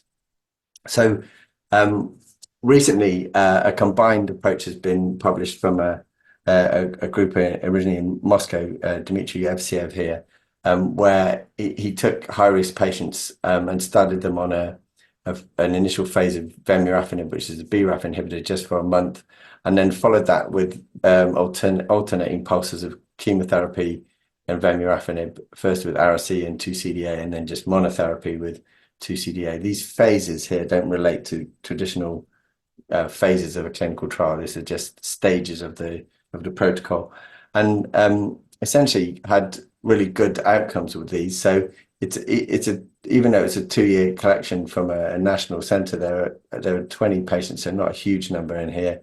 Most of them are risk organ positive, but not all of them. And the average age was they were under 2 years, most of them, and the majority had previous lines of treatment, but not all of them. Some were actually treatment naive.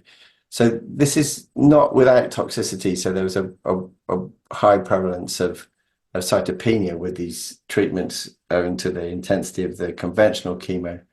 But you can see first the run-in phase of vemurafenib, there was good clearance of good resolution of the disease activity score.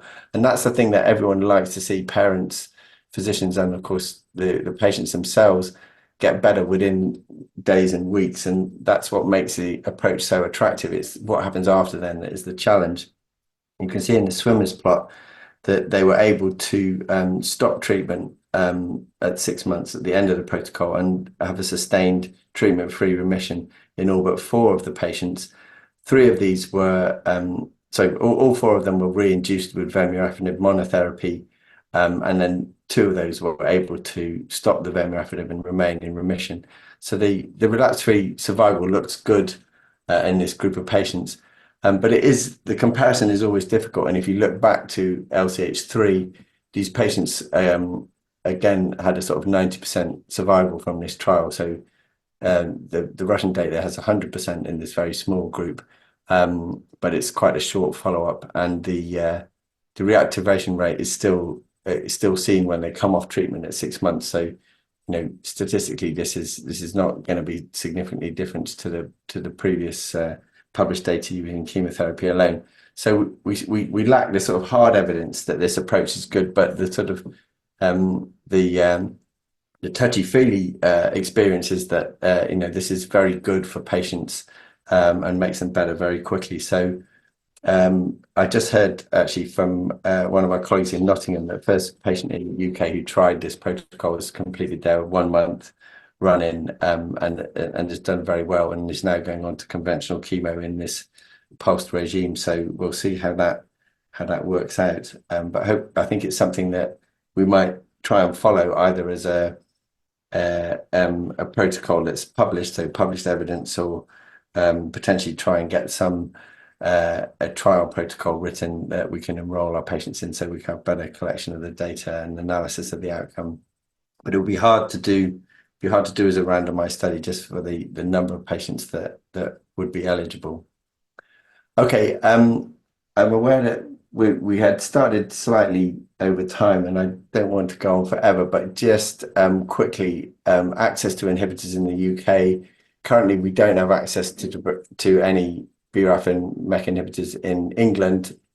Novartis ended their patient access scheme, but they will consider exceptional cases, and by that they mean really 1 to 2 a year from each of the disease groups, and we have to really try hard to show that they're exceptions.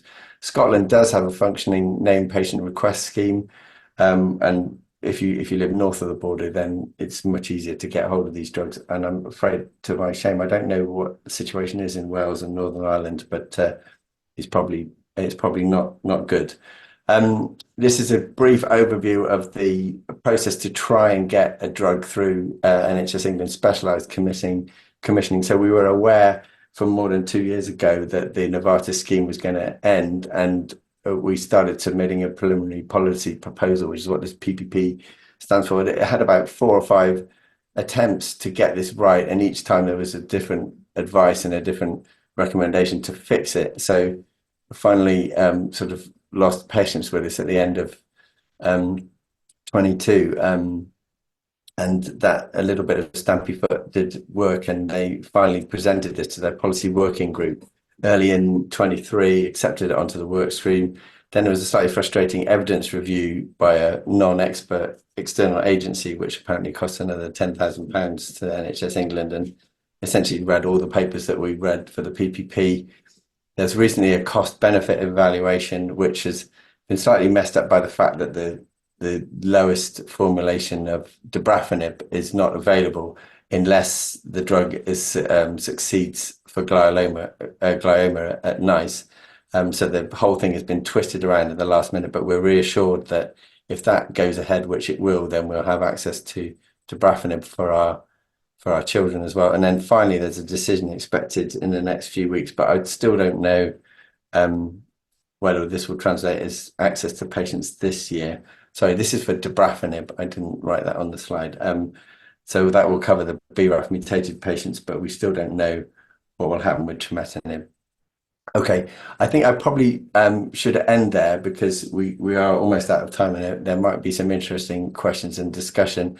I was just going to mention that research is continuing. We have a national registry, which is all histiocytic disorders, actually including HLH, and we were lucky enough to get funded by the MRC Rare Disease Platform for this histio node, which includes HLH and histiocytic neoplasms. So just super quickly, there is a strategy for what to do with a new patient. Obviously, a child on LCH4, the LCH4 clinical study is still open, but the biology study is closed. So do continue to enroll your patients to LCH4. If you are interested in giving a sample for research, which we would still be very interested to receive, there's a mechanism through the UK histiocytosis registry, and I can share this flyer more generally after the meeting. And just finally, Histio Node incorporates all these elements. I mean, the success of this in competing with another 50 or so rare disease nodes for 11 spots is really down to the fantastic colleagues and collaborative atmosphere that was generated. It really was a great fun to be part of this. So the advisory panels, HLH, MDMs, HIASC, this forum, Histio UK as a PPIE partner, and just all round glue to hold everything together.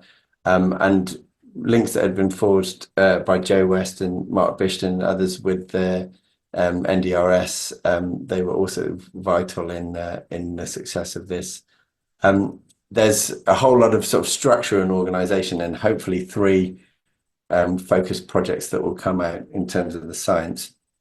And the people that are mentioned in this are all the people, some of the people that I need to thank, but many more people involved in the histio landscape. And just final word, it's just amazing to see how both HLH and histiocytic neoplasms, the care for patients, how it's evolved over the last decade or so. And I think everyone is in a much better position to deliver the care that's required than we used to be. So I'd like to thank everybody and thank you for your attention. I'll stop there and see if there are any questions.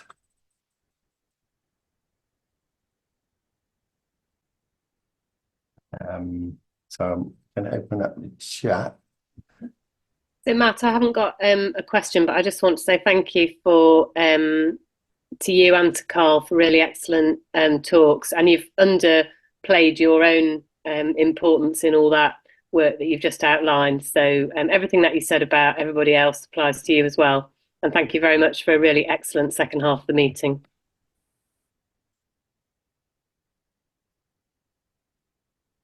Great. Thanks, Rachel. I don't see any questions. So either very good or very bad.